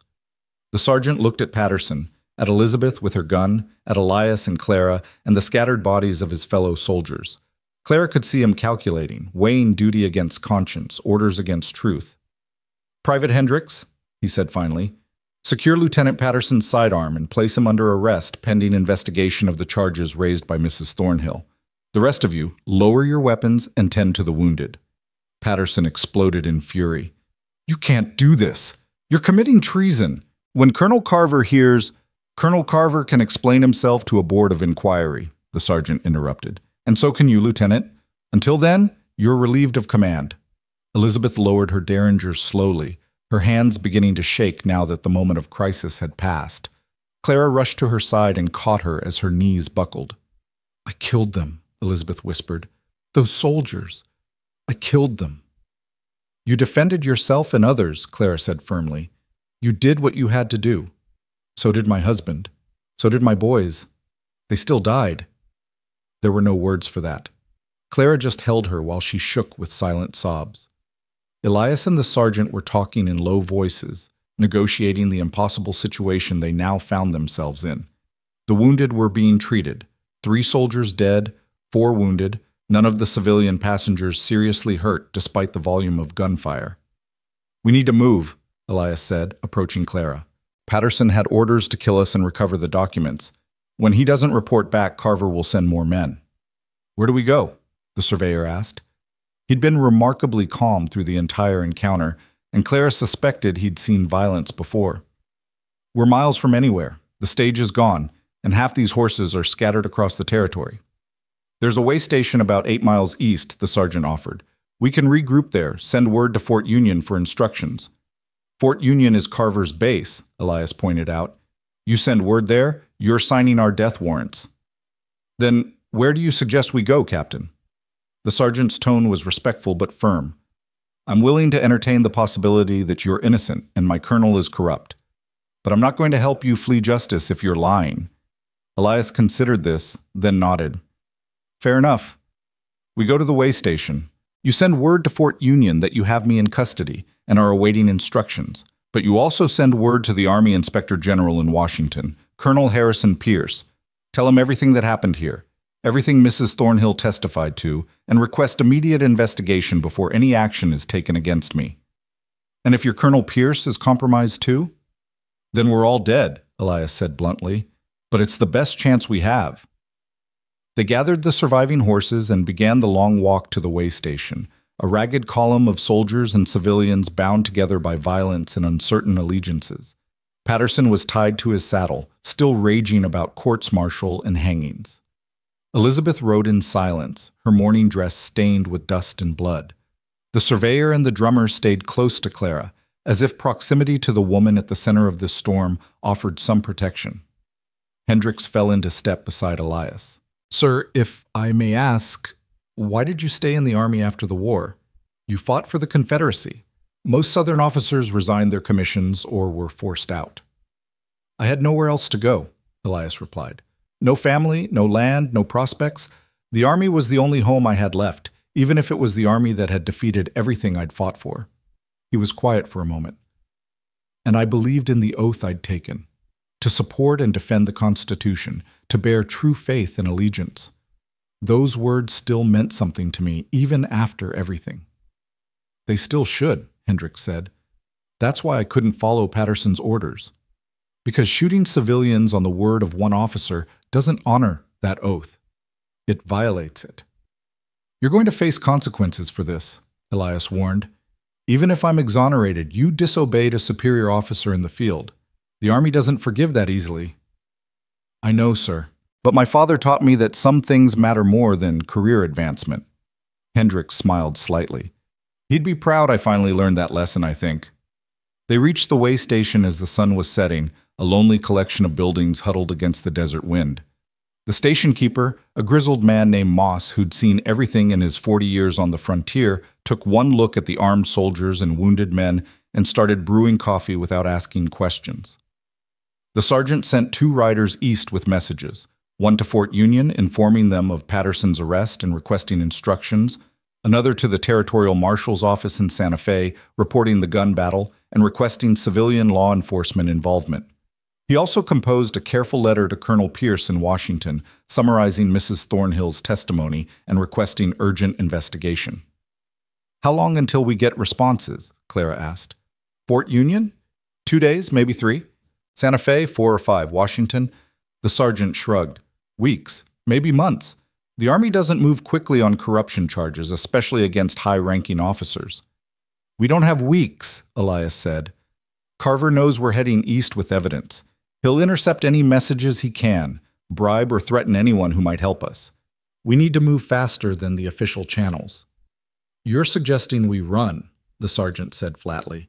"I'm suggesting we complete the mission, get to Washington, deliver the evidence directly to Pierce, and force an immediate investigation before Carver can destroy more evidence or eliminate more witnesses."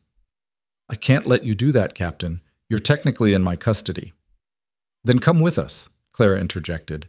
"You and Private Hendricks and anyone else who wants to see justice done. Escort us to Washington as prisoners if you need to, but get us there alive." The sergeant looked at her for a long moment. "You're asking me to abandon my post, possibly commit treason, and travel halfway across the country on the word of a fugitive and the testimony of one traumatized woman.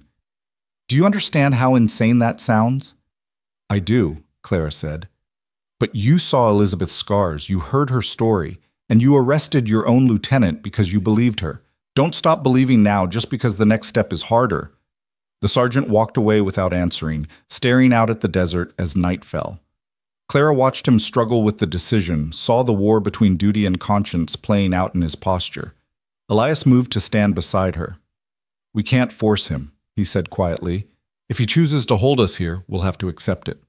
We could run, take the horses, leave in the night. And prove ourselves guilty by fleeing? No. If we're going to do this, we do it the right way or we don't do it at all." Clara leaned against him, feeling the solid warmth of his body, the steady rhythm of his breathing. "When did you become the honorable one in this partnership?" "I've always been honorable," Elias protested, but there was amusement in his voice.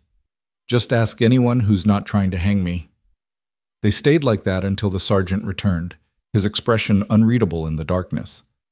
"I'm going to regret this," he said, "probably for the rest of my considerably shortened life. But Private Hendricks and I will escort you to Washington.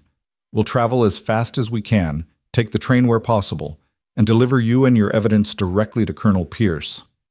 Clara felt relief flooding through her. "Thank you, Sergeant Fletcher. Sergeant Michael Fletcher." He offered his hand to Elias. "And for the record, Captain, I'm not doing this because I believe you're innocent. I'm doing it because I believe Colonel Carver needs to answer for what happened at Fort Griffin. If it turns out you're guilty after all, I'll personally deliver you to the gallows." "Fair enough," Elias said, shaking his hand. They spent the night at the way station, taking turns on watch, everyone too nervous to sleep properly. Patterson remained tied up and furious, threatening everyone with courts-martial and executions. Elizabeth sat by the fire, staring into the flames, occasionally touching the scars beneath her collar, as if to verify they were real. Clara found her there in the small hours of the morning, when the world was quiet and the stars blazed overhead with impossible brightness. "Can't sleep?" Clara asked softly. "I haven't slept properly since Fort Griffin," Elizabeth replied. "Every time I close my eyes, I see their faces. Samuel, Daniel, William, all the others." Clara sat beside her. "What were they like?" "Your sons." Elizabeth's expression softened slightly. Daniel was 8, serious, thoughtful, always asking questions about how things worked. William was 6, all energy and mischief. He could never sit still, always running, always exploring. She smiled, and it was heartbreaking. Samuel used to say William would either become a great scout or get eaten by a bear before his 10th birthday. "They sound wonderful." They were, and they deserved better than dying in the dirt because of one man's greed.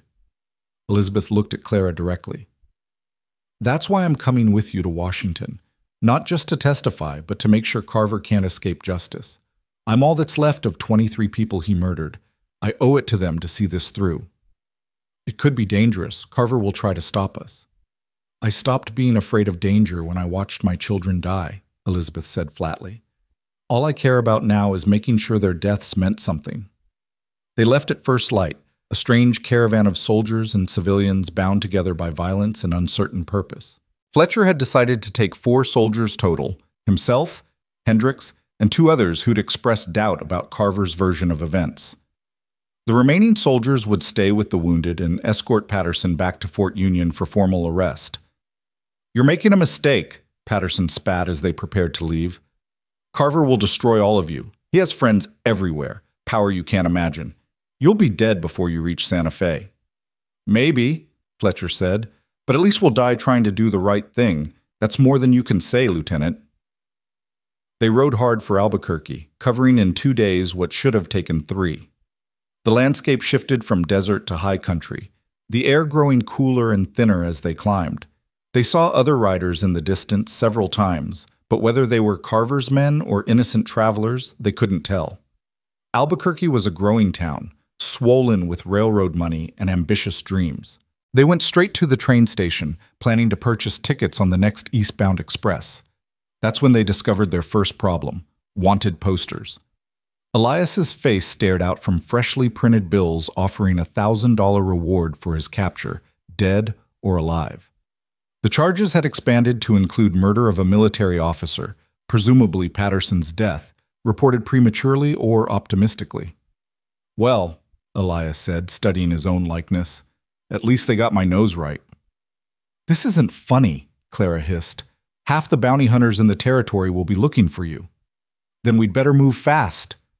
Fletcher purchased the tickets using his military credentials, claiming he was escorting prisoners. The ticket agent accepted this without question, more interested in the money than the details. They boarded the train just as the conductor was calling final boarding, squeezing into a compartment barely large enough for 7 people. The train pulled out with a whistle and a lurch, and Clara felt something in her chest unclench slightly. They were moving again, putting distance between themselves and Carver's reach. Every mile took them closer to Washington and justice. But as the New Mexico landscape began to blur past the windows, Clara noticed Elizabeth watching Elias with an intensity that bordered on desperation. "I need to know," Elizabeth said suddenly, her voice barely audible over the train's rattle. "At Fort Griffin, when you rode into our camp, you were already wounded. Why didn't you just keep riding? Why try to warn us?"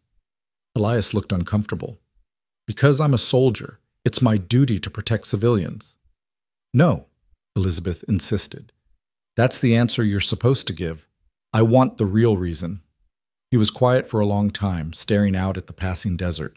When he finally spoke, his voice was rough with emotion. "Because I'd already failed to stop the ambush on the gold shipment. Failed to prevent Carver's men from killing the soldiers under my command. I'd failed at everything that mattered." He met Elizabeth's gaze. "I couldn't fail to at least try to save someone. Even if I was dying, even if no one believed me, I had to try." "You were dying?" "I had 2 bullets in me and had lost enough blood that I was hallucinating. I remember your husband helping me down from my horse. Remember him giving me water." Elias's jaw tightened. "And then I remember the shooting starting. Remember trying to get to my gun, trying to fight, and passing out. When I woke up, everyone was dead, and Carver's men were gone. I was lying in a pool of your husband's blood, and they'd left me alive so I'd take the blame." Elizabeth was crying now, silently, tears streaming down her pale face. "Samuel was a good man. He would have tried to defend us, even against soldiers. He was brave that way." "He was," Elias agreed. "And I'm sorry I couldn't save him. Sorry I couldn't save any of you." "You saved me," Elizabeth said. "You tried to warn us. That counts for something."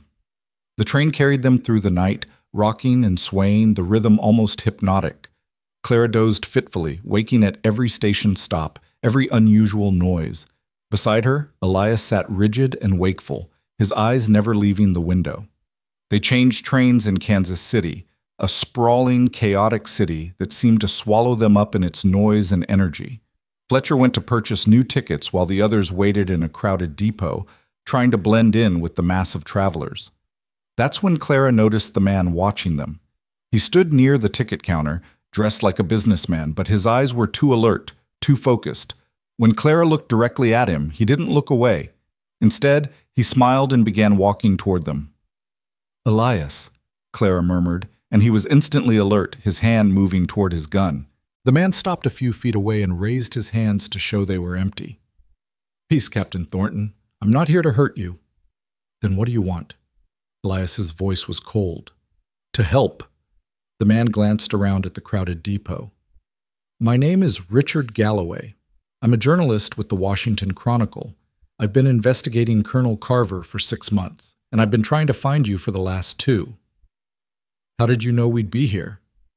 "Because I have sources in Albuquerque who told me a sergeant purchased train tickets east for a group matching your description." Galloway smiled slightly. "And because I've been watching every train from the west for 3 weeks, hoping you'd show up." "Why?" Clara asked. "Because Captain Thornton is the key to bringing down one of the most corrupt officers in the Army, and I want to be the one who breaks the story." Galloway's expression turned serious. "But more importantly, because I believe in the truth, and Carver has been getting away with lies for too long." Fletcher had returned, and he listened to Galloway's introduction with obvious skepticism. "You'll forgive us if we're not eager to trust strangers, Mr. Galloway." "Of course, which is why I brought proof." Galloway produced a folder from his coat. "Articles I've written about military corruption, letters from sources within the Army confirming Carver's theft and bribery, and a telegram from Colonel Pierce himself authorizing me to offer Captain Thornton safe passage to Washington in exchange for testimony." Elias read the telegram carefully, then looked at Galloway with new respect. "Pierce sent you to find me?" "He sent me to investigate rumors of corruption at Fort Union. When my investigation led to you in Fort Griffin, he asked me to locate you if possible and ensure your safe arrival in Washington. He's very interested in examining your evidence." "This could still be a trap," Fletcher warned. "It could be," Galloway agreed. "But if it is, it's an elaborate one, and frankly, you don't have many other options. Carver knows you're heading east, and he has men at every major city between here and Washington. Without help, you'll never make it." Clara looked at Elias, saw him weighing the risks. Finally, he nodded. "All right, Mr. Galloway, we'll accept your help. But at the first sign of betrayal." "You'll shoot me." "I understand." Galloway smiled. "Now, we need to get you all somewhere safe. I have a private car waiting and contacts who can get us to Washington without using the main rail lines.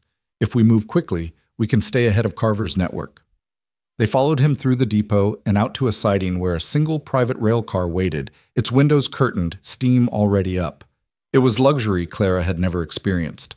Plush seats, polished wood, a dining area with real china. "The owner is a friend who shares my interest in exposing corruption," Galloway explained as they settled in. "He's made the car available for as long as we need it." As the car began to move, coupling onto a freight train heading east, Clara finally allowed herself to hope. They were still days from Washington, still hunted, still in danger. But for the first time since this nightmare began, they had allies, momentum, and a clear path forward. She found Elias standing at the rear platform of the car, watching the city lights recede into darkness. She joined him, and he wrapped an arm around her shoulders, pulling her close. "Do you think we'll make it?" she asked quietly. "I think we have a chance," he replied.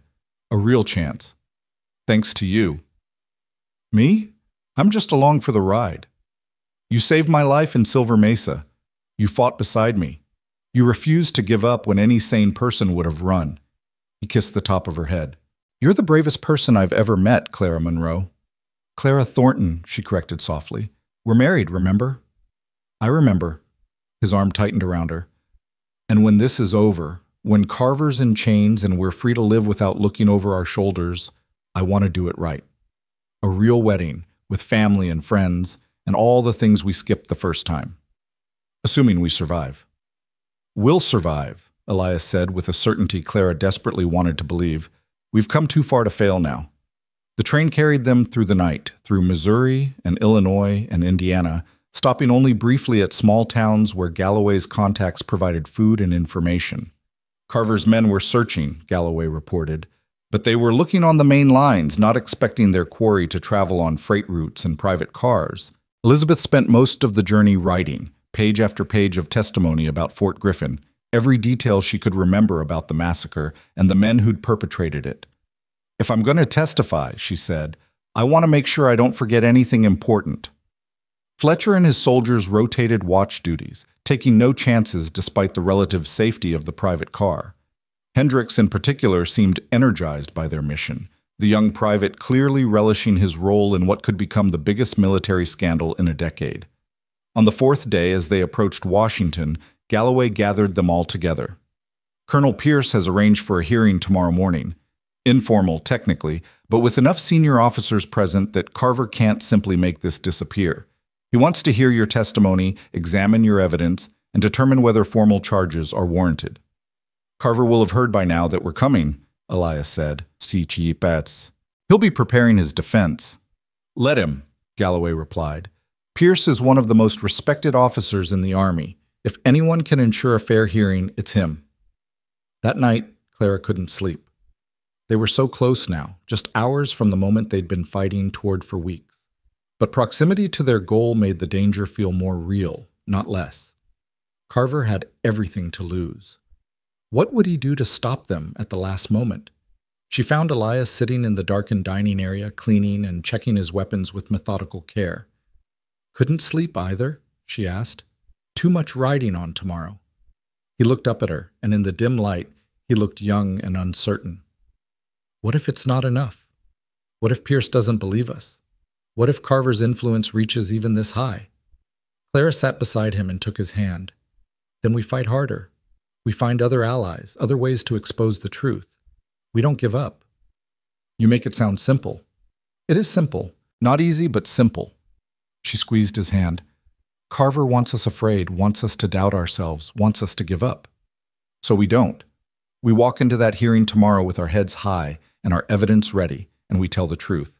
Whatever happens after that, we face it together.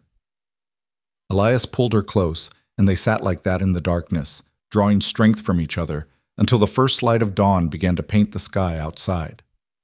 Washington appeared through the morning mist like a dream made of marble and ambition. The Capitol was bigger, grander, more overwhelming than Clara had imagined.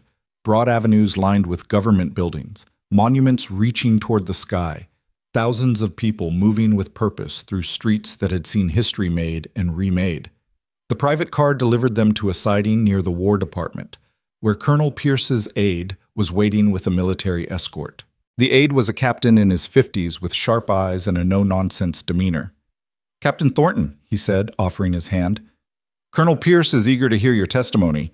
If you'll come with me, we've arranged a secure room for the hearing. They followed him through corridors of power, past offices where the business of the nation was conducted, past soldiers who stood at attention and civilians who barely glanced at them. Clara felt small and dirty in her travel-stained clothes, an imposter in this place of polished marble and important men. But when they entered the hearing room and she saw Colonel Harrison Pierce waiting, something in her steadied. Pierce was in his 60s, with white hair and a face weathered by years of service. But his eyes were clear and sharp, and when he looked at Elias, there was no prejudgment, no assumption of guilt, just a soldier's careful assessment. Captain Thornton, Pierce said, thank you for coming, and you must be Mrs. Thornton, Mrs. Thornhill, Sergeant Fletcher. He nodded to each of them. Please sit. We have much to discuss. But as they took their seats around the large table, the door opened once more, and Clara's heart sank. Colonel James Carver walked in, accompanied by his own legal counsel and a delegation of officers, all looking grim and official. Colonel Pierce, Carver said smoothly, I appreciate you allowing me to attend this hearing.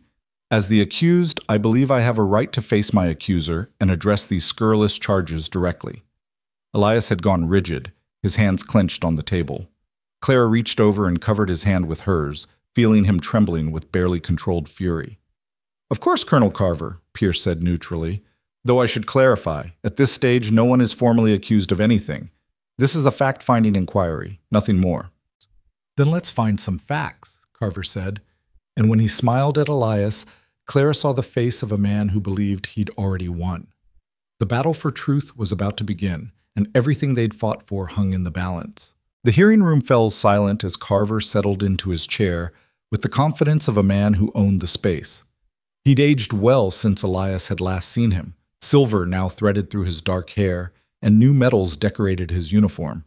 but his eyes held the same calculating coldness that Elias remembered from Fort Griffin. "Shall we begin?" Pierce said, his tone deliberately neutral. He gestured to a stenographer positioned in the corner. "Everything said here will be recorded and may be used in future proceedings. Captain Thornton, you've brought serious allegations against Colonel Carver. Would you care to present your case?"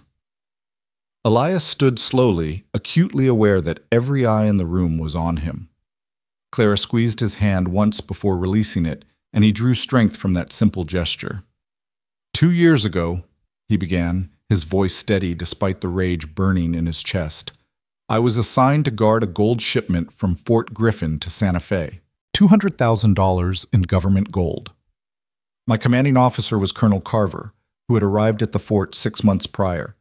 I had reason to believe he was involved in various forms of corruption, theft of supplies, bribery, weapons trafficking, but no concrete proof." "Hearsay and speculation," Carver interrupted smoothly, "from a junior officer with a documented history of insubordination." "Colonel Carver, you'll have your opportunity to respond," Pierce said sharply. "Captain Thornton has the floor." Elias continued. "The gold shipment was ambushed 10 miles from the fort. The attackers were professional, organized, and knew exactly where we'd be and when. They killed 6 soldiers under my command and wounded me twice. As I was losing consciousness, I recognized several of the attackers as men I'd seen meeting with Colonel Carver in secret over the previous months." "You recognized them while wounded and dying?" Carver's attorney, a thin man with a weasel's face, spoke up. "That seems convenient. I recognized them because one of them was Diego Vargas, a gun runner who'd allegedly been killed by Apaches 2 months earlier. Hard to forget a dead man shooting at you." Elias pulled one of McAllister's photographs from the envelope Clara held and slid it across the table. "This photograph shows Vargas very much alive, meeting with Colonel Carver in June of 1881, 2 months before he was supposedly killed, 1 month before the gold shipment." Pierce studied the photograph carefully, his expression unreadable. "How did you obtain this?" "From a man named Jack McAllister, one of Carver's hired guns, who developed a conscience before he died." Elias placed more photographs on the table, spreading them out like cards in a deadly game. "These show Colonel Carver meeting with known criminals, overseeing the transfer of military weapons to unauthorized parties, and conducting business in locations that don't appear in any official Army records." Carver laughed, and the sound was genuinely amused. "Photographs can be doctored, Captain, and even if they're genuine, meeting with unsavory individuals doesn't constitute a crime. Intelligence work often requires contact with criminals." "Then explain the financial records," Elias said, producing the ledgers McAllister had provided. "These document payments made by you to various individuals, including several of the men who participated in the Fort Griffin ambush. Payments that don't appear in any official Army accounting." "Personal expenses," Carver said dismissively. "I have private business interests that are entirely legal and separate from my military duties." "Private business interests that include stealing $200,000 in government gold?" Elias's voice rose despite his effort to remain calm. "Business interests that required murdering 23 innocent civilians to cover up the theft?" "I murdered no one," Carver said, his tone hardening. "You, on the other hand, were found at the site of a massacre covered in the victim's blood, with no witnesses to support your version of events." "I have a witness," Elias said, and gestured to Elizabeth. "Mrs. Elizabeth Thornhill survived the massacre. She can testify to exactly what happened." All eyes turned to Elizabeth, who stood with the rigid dignity of someone holding herself together through sheer will. Her mourning dress seemed to absorb the light, making her appear almost spectral in the formal setting. "Mrs. Thornhill," Pierce said gently, "would you please tell us what you witnessed at Fort Griffin?" Elizabeth's hands were shaking, but her voice was clear. "My husband Samuel was a surveyor for the territorial government. We were traveling with a small wagon train, 12 people total, including our 2 sons, Daniel and William. We camped near Fort Griffin on August 14, 1881.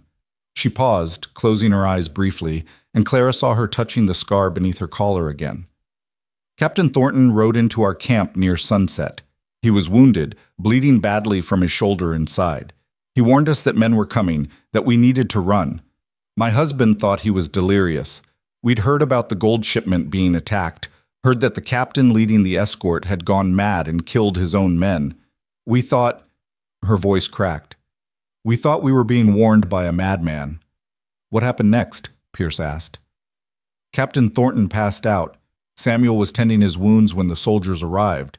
They weren't wearing uniforms, but they moved like military men. Their leader, a man with a scar across his cheek, demanded to know if we'd seen the captain.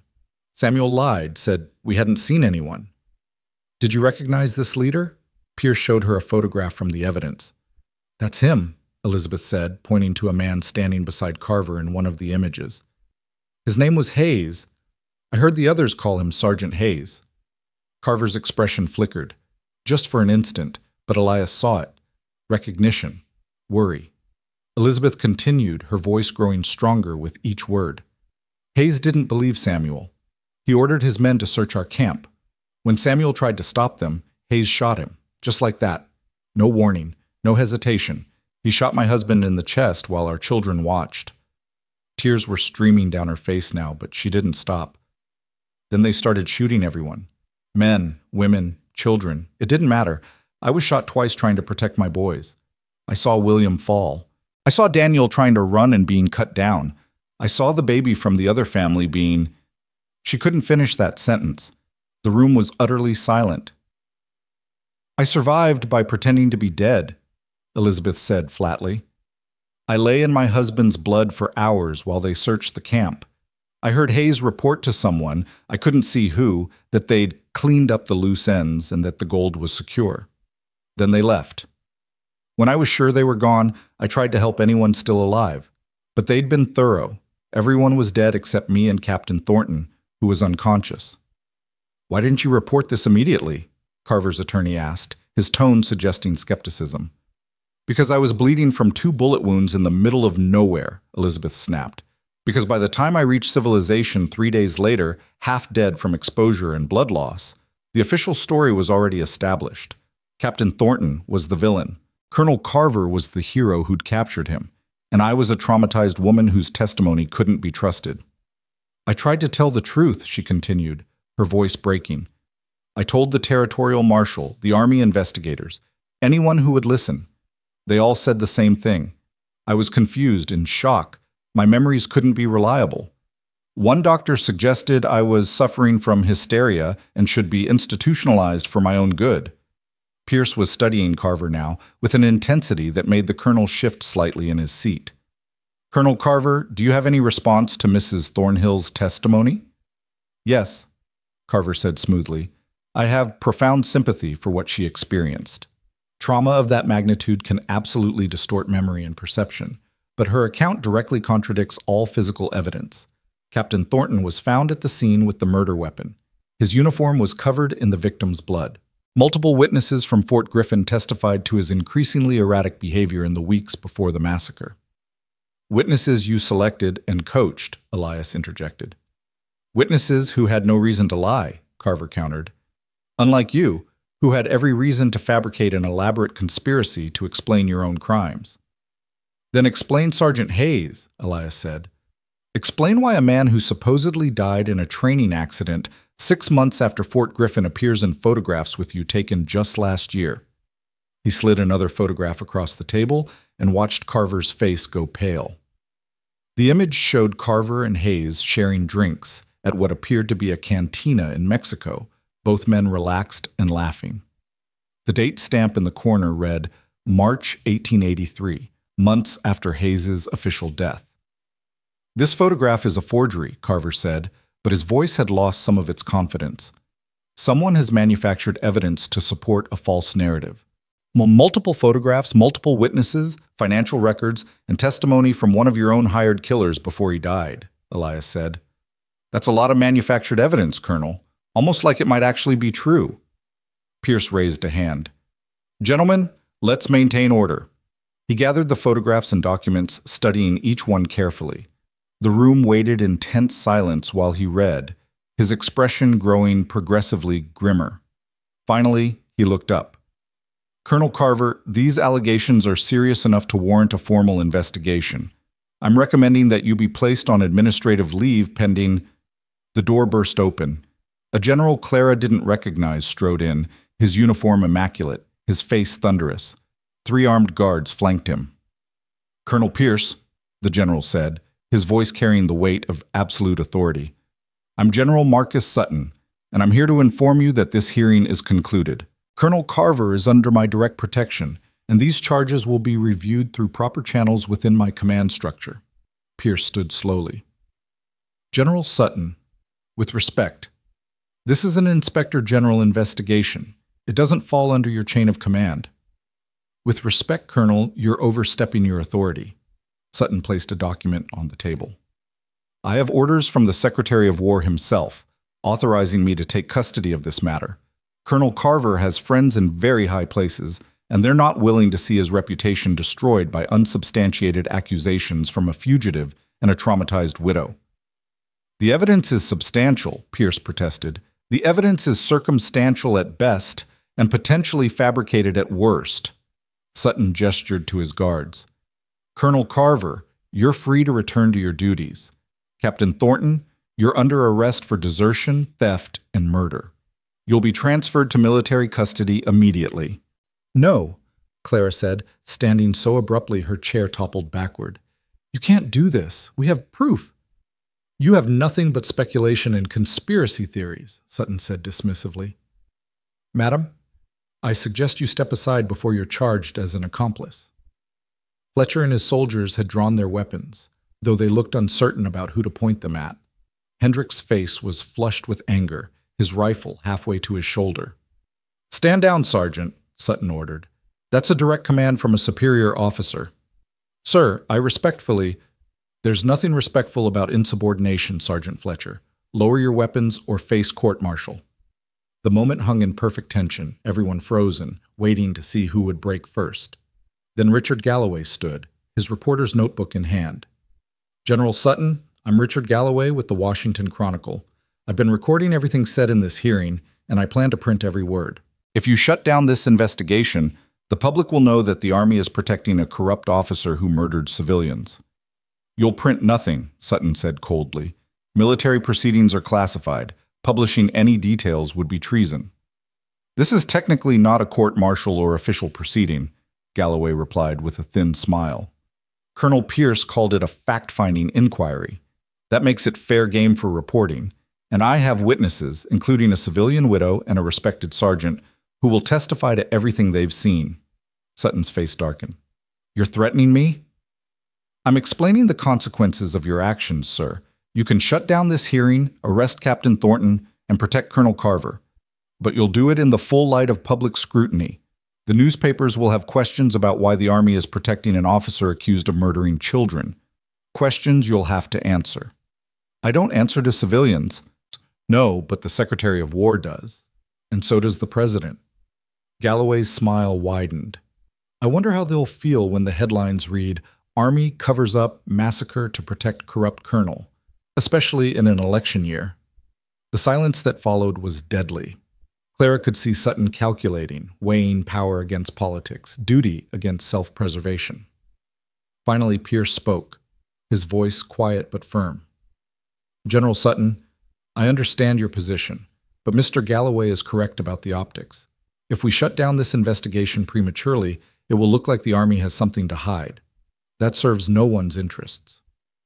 The Secretary of War can be briefed on the evidence and allowed to make an informed decision," Pierce continued, "but that requires actually reviewing the evidence, not dismissing it out of hand. Give me 48 hours to complete my investigation. If I find the charges are unsubstantiated, Captain Thornton can be arrested and tried.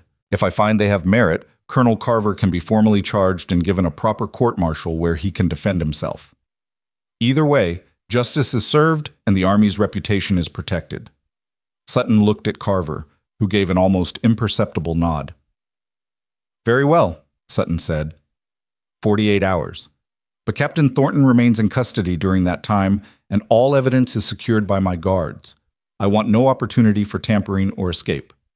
"Agreed," Pierce said. "Captain Thornton, do you consent to voluntary custody while this investigation proceeds?" Elias looked at Clara, who nodded almost imperceptibly. They'd come too far to throw it away now. "I consent," he said. Then this hearing is adjourned until tomorrow morning, Pierce announced. Captain Thornton will be confined to quarters under guard. All evidence will be cataloged and secured. And General Sutton, I trust you'll ensure that no one, on either side, attempts to interfere with this process. Of course, Sutton said, though his expression suggested otherwise. As guards escorted Elias from the room, he caught Clara's eyes one last time. Trust me, his expression said. We're not beaten yet. Clara watched him go, her heart in her throat, and wondered if she'd just watched him walk to his death. The next 24 hours were agony. Clara and Elizabeth were given rooms in a boarding house near the War Department with guards posted outside, ostensibly for their protection, but clearly also to prevent them from fleeing. Fletcher and his soldiers were confined to barracks, separated and questioned individually about their role in the journey to Washington. Galloway was the only one who moved freely, using his press credentials to access areas Clara couldn't reach. He brought her updates. Pierce was interviewing witnesses, examining the financial records, sending telegrams to contacts throughout the territory to verify details of the story. Carver was doing the same, calling in favors, pressuring allies, building his defense. It's going to come down to who the senior officers believe, Galloway said, on the evening of the first day. The evidence is damning, but Carver has spent years building relationships and loyalty. A lot of powerful men have staked their reputations on him being trustworthy.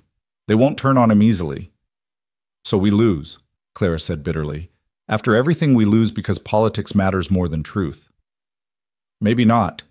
Galloway pulled out his notebook. I've been digging into Carver's background, looking for anything that might shake his supporters' confidence. And I found something interesting. 3 years ago, before Fort Griffin, Carver was stationed at Fort Bowie in Arizona. During his time there were similar accusations: supplies disappearing, unauthorized meetings with known criminals, financial irregularities. What happened? Nothing. The accusations were dismissed, the witnesses reassigned to remote posts, and Carver was promoted. Galloway's expression was grim. But I tracked down one of those witnesses, a quartermaster sergeant named William Cross.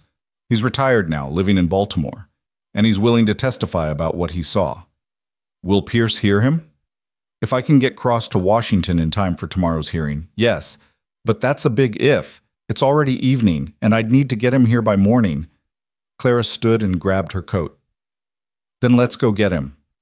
Clara, you're supposed to stay here. The guards can follow us if they want.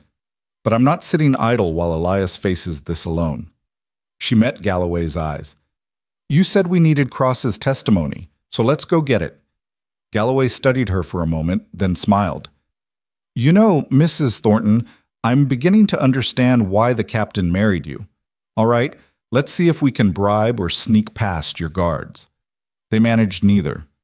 Instead, Clara simply walked up to the guards and said, I need to go to Baltimore on urgent business related to tomorrow's hearing. You can come with me if you like, or you can explain to General Sutton why you prevented a witness from testifying. The guards, young and uncertain, exchanged glances. Finally, one of them said, We'll escort you, ma'am. But if this is some kind of escape attempt, it's not. I give you my word. Clara looked at Elizabeth, who had joined them. Mrs. Thornhill will stay here as guarantee of my return.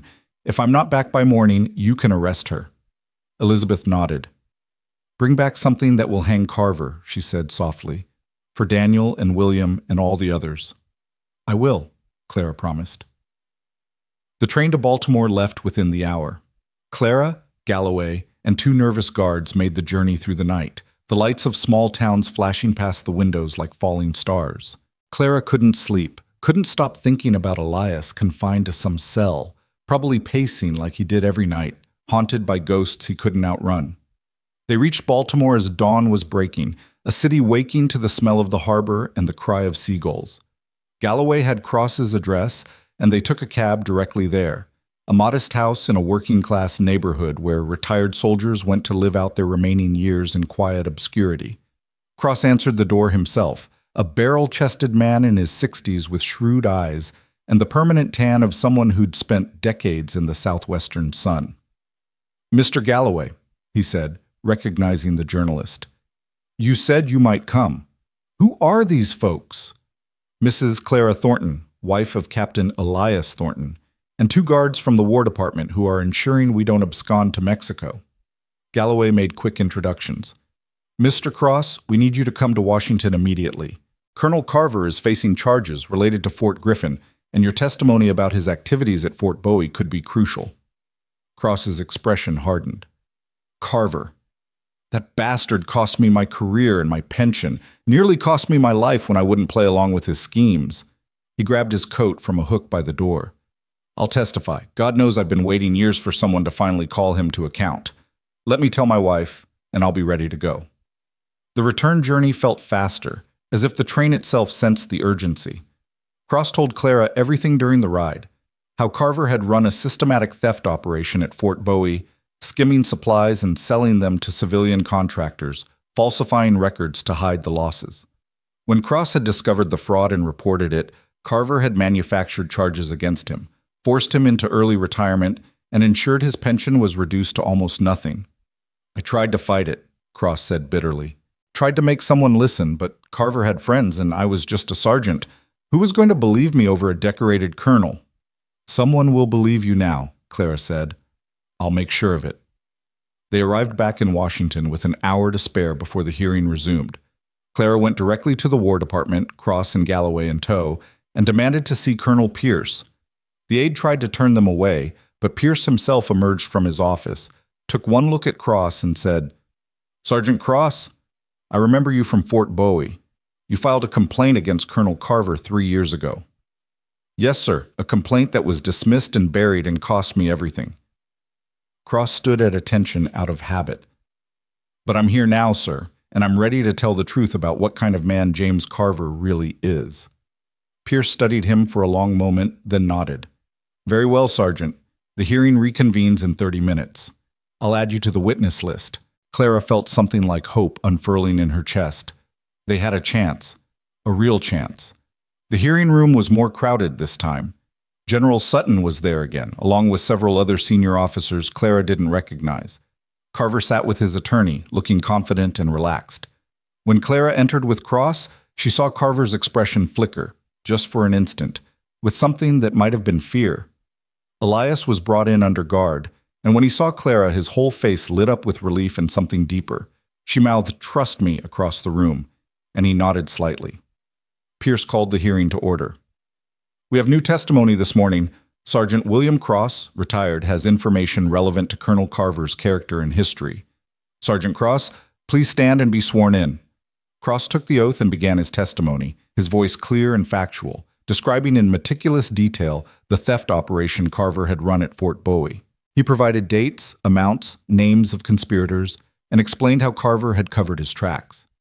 And when you reported this to your superiors? Pierce asked. I was accused of being drunk on duty, insubordinate, and mentally unstable. Colonel Carver personally testified against me at my disciplinary hearing, said I was a troubled soldier with a history of fabricating stories to explain my own failures.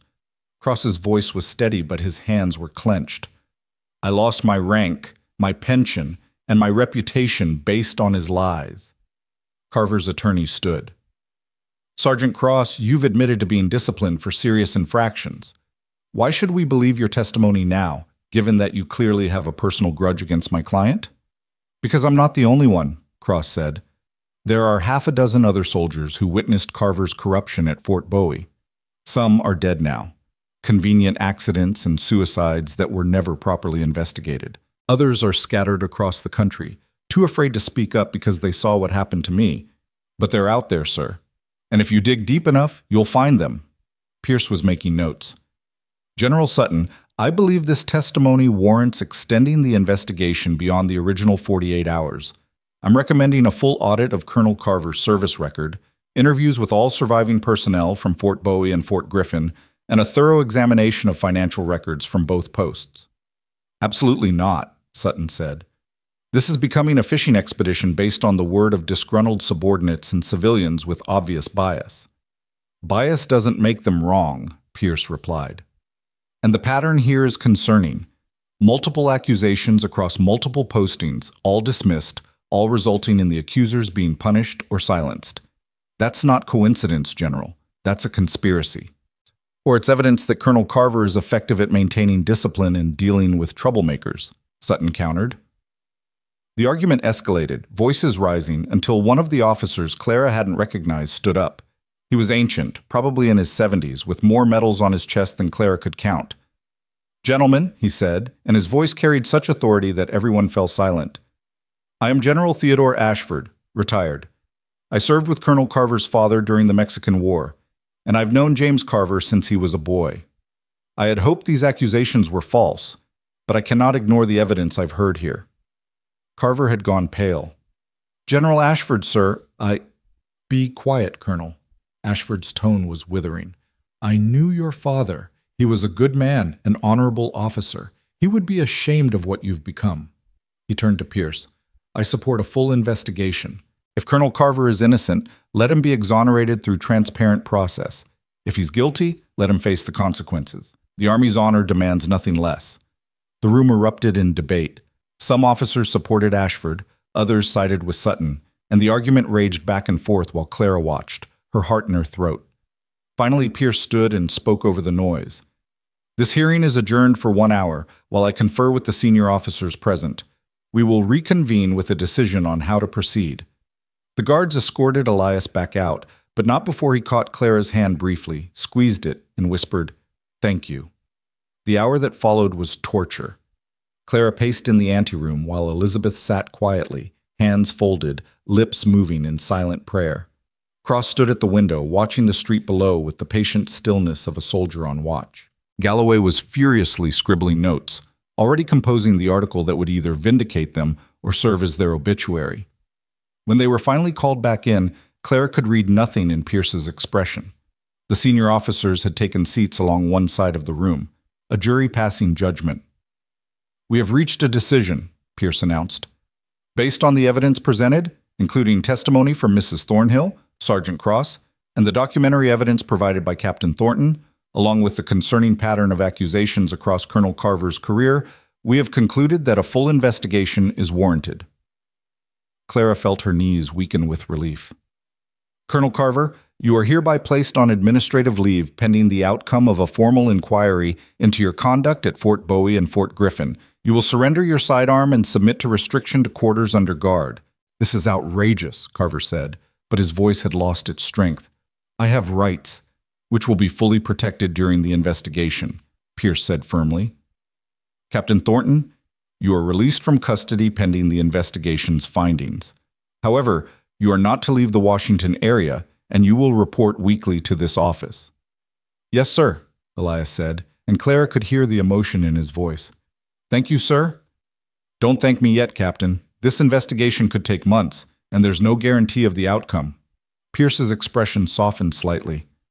"But based on what I've seen, I believe you deserve the chance to clear your name." Carver stood abruptly, his chair scraping across the floor. "You're all making a terrible mistake. I have friends, powerful friends, who won't let this stand." "Then they can file their objections through proper channels," General Ashford said coldly. "But intimidation and threats won't work anymore, Colonel. The light is shining on your actions now, and no amount of influence can hide what you've done." As guards moved to escort Carver from the room, he stopped in front of Elias. For a long moment, the two men stared at each other, the corrupt colonel who'd built an empire on lies and theft, and the captain who'd lost everything to expose him. "This isn't over, Thornton," Carver said quietly. "Even if I fall, I'll make sure you fall with me." "I've already fallen," Elias replied. "But I'm still standing. Can you say the same?" Carver's expression twisted with rage, and for a moment Clara thought he might strike Elias. But then the guards took his arms and led him away, and the threat went with him. The hearing room emptied slowly, officers filing out in quiet discussion. Clara rushed to Elias and threw her arms around him, not caring who saw, not caring about propriety or protocol. "We did it," she whispered against his chest. "We actually did it." "You did it," Elias corrected, holding her tight. "Going to Baltimore, bringing Cross back, that changed everything. If you'd stayed here like you were supposed to—" "I'm not very good at doing what I'm supposed to," Clara said, pulling back to look at him. "You should probably know that about me." "I'm beginning to realize," he said, and kissed her with a tenderness that made her forget, just for a moment, where they were and who was watching. When they finally separated, Elizabeth was standing nearby with tears streaming down her face. "Is it really over?" she asked. "Will he actually face justice?" "The investigation is just beginning," Pierce said, approaching them. "But yes, Mrs. Thornhill, I believe Colonel Carver will face justice for what he did to your family and all the others. It may take time, but the truth will come out." Elizabeth nodded, then collapsed into a chair, her whole body shaking with sobs. Not of grief now, but of relief so profound it was almost painful to witness. Clara sat beside her and held her while she cried. This woman who had lost everything but refused to let the truth die with her family. Galloway was already heading for the door, probably racing to file his story before any other paper could scoop him. Fletcher and his soldiers appeared, having been released from their confinement, and Hendricks approached Elias with a smart salute. "Sir, I just want to say it's been an honor serving with you. Even if it cost me my career, I'd do it again." "It might not cost you anything, Private," Pierce interjected. "I'm recommending commendations for you and Sergeant Fletcher both. You followed your conscience when it mattered most. That's the kind of soldier the Army needs." Over the following weeks, Washington buzzed with the scandal. Galloway's article had run on the front page of every major newspaper in the country, and public outrage was forcing the Army to conduct the most thorough investigation in its history. Soldiers who'd served with Carver at multiple posts came forward with testimony. Financial records were subpoenaed. Witnesses who'd been too afraid to speak now found their voices. Claire and Elias rented a small apartment near the Capitol, waiting while the investigation ground forward with bureaucratic slowness. They were no longer running, no longer looking over their shoulders, but the tension remained. Carver was under house arrest, but he still had allies, and the investigation could still go wrong. Elizabeth stayed with them, having nowhere else to go and no desire to return west to the empty land where her family had died. She spent her days writing detailed testimony, ensuring every moment of the Fort Griffin massacre was documented for the official record. It was on a cold December morning, nearly 2 months after the first hearing, that Colonel Pierce summoned them to his office. "We've completed our preliminary findings," he said, gesturing for them to sit. "The evidence is overwhelming. Colonel Carver will face court-martial on charges including theft of government property, conspiracy to defraud the United States, murder of United States soldiers, and murder of civilians. If convicted, he faces execution." Elias nodded slowly. "And my status?" "All charges against you are being dropped. The evidence clearly shows you were framed for crimes committed by Carver and his conspirators. Your record will be cleared, and you'll receive back pay for the 2 years you spent as a fugitive." Pierce paused. "Additionally, the Army would like to offer you the opportunity to return to service, with a promotion to major and a formal commendation for your actions in exposing corruption within the ranks." The offer hung in the air. Clara felt Elias tense beside her, knew he was torn between the life he'd lost and the life he'd found. "Sir, I'm honored," Elias said carefully, "but I need time to consider. I have other obligations now." He glanced at Clara. Pierce smiled slightly. "Of course. Take all the time you need. The offer will remain open." They walked out into winter sunshine, the streets of Washington dusted with fresh snow. Clara took Elias's hand and they walked in silence for a while, just breathing in the cold air and the reality of their freedom. "Are you going to take it?" Clara asked finally. "Go back to the Army?" Elias was quiet for a long time. "Part of me wants to," he admitted. "The Army was my life for so long. It defined who I was. And now I have the chance to reclaim that, to serve with honor restored. But the other part of me remembers a ranch in New Mexico, remembers a woman who took a chance on a stranger and fought beside him when she had every reason to run, remembers that maybe home isn't a uniform or a posting, but a person you choose to stand with." He stopped walking and turned to face her. "I love you, Clara. I think I started falling in love with you the moment you shot McAllister to save my life. And if the choice is between the Army and you, there's no contest." Clara felt tears burning her eyes, but she was smiling. "The ranch is probably in foreclosure by now. The bank doesn't wait for fugitives to clear their names. Then we'll find another ranch, or we'll do something completely different. I don't care where we are or what we're doing, as long as we're together." He pulled a small box from his pocket, Clara, pocket, and Clara's breath caught. I bought this last week, hoping I'd have the chance to do this properly. Clara Monroe Thornton, will you marry me? Again? For real this time, with all the things we missed the first time around? We're already married, Clara said, laughing through her tears. A business arrangement sealed by a frontier pastor in a dying town doesn't count, Elias insisted. I want to marry you because I love you, because I choose you, because I can't imagine my life without you in it. Clara looked at this man who'd been a stranger just months ago, who'd brought danger and chaos into her carefully controlled world, who'd shown her that sometimes the craziest decisions led to the most important destinations. Yes, she said. Yes, I'll marry you. Again, as many times as you want. He kissed her there in the street, and passers-by smiled at the sight of two people so obviously in love that they didn't care who was watching. When they returned to the apartment, Elizabeth was waiting with news. A letter came, she said, handing Clara an envelope. From Silver Mesa. Clara opened it with trembling hands and read Pastor Williams's careful script. Dear Clara and Elias, news of your victory has reached us here, and the whole town is celebrating. We always knew you were innocent, Elias, and we're proud to have stood with you. I'm writing to let you know that a group of us have purchased your ranch from the bank and are holding it in trust until you can return. The land is waiting for you whenever you're ready to come home. We're family now, and family looks after each other.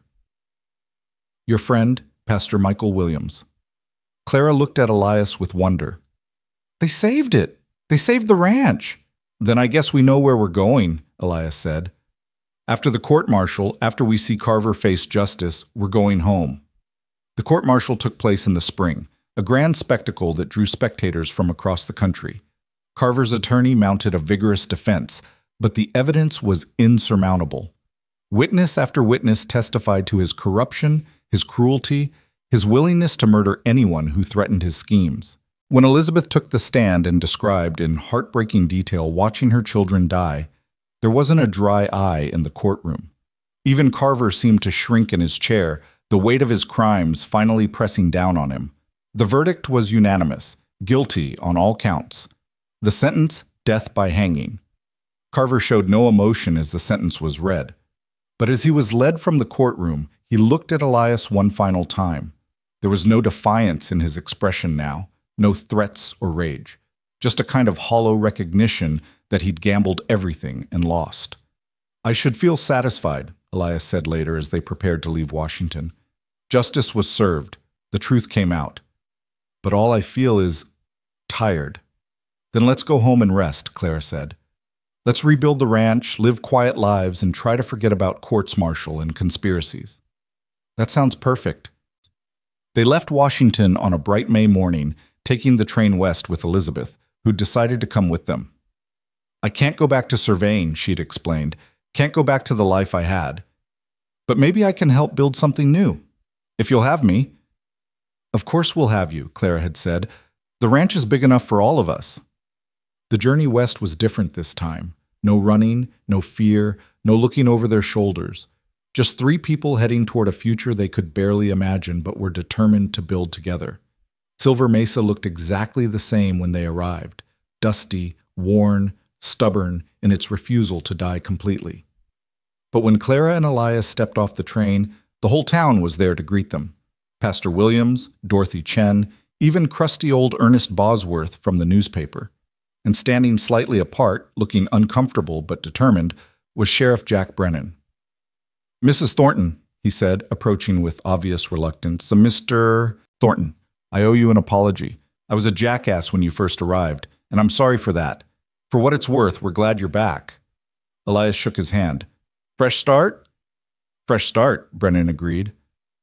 They drove out to the ranch in a wagon provided by the town, and Clara felt her heart swell as the familiar buildings came into view. Someone, probably multiple someones, had been maintaining the property. The fences were mended, the roof repaired, the yard cleared of debris. It looked like home. They did all this for us, Clara whispered. No, Elias corrected, wrapping his arm around her shoulders. They did it for family, because that's what we are now. That night, They sat on the porch watching the sunset paint the desert in shades of gold and crimson. Elizabeth had already claimed the spare room and was inside preparing dinner. Somewhere in the distance, coyotes howled their evening song. "We made it," Clara said softly. "After everything, we actually made it." "We did," Elias agreed, "though there were moments I didn't think we would."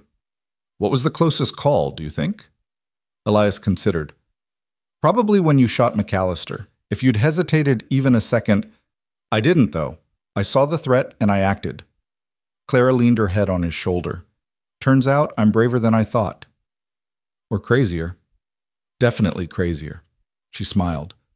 "What do we do now? Now that we don't have to run or fight or prove anything to anyone?" "We live," Elias said simply. "We work the land, raise cattle, maybe someday raise children if we're blessed. We be normal, boring, happy." "That sounds wonderful," Clara said. "Boring sounds absolutely wonderful." But as she sat there in the gathering darkness, Clara knew their life would never truly be boring.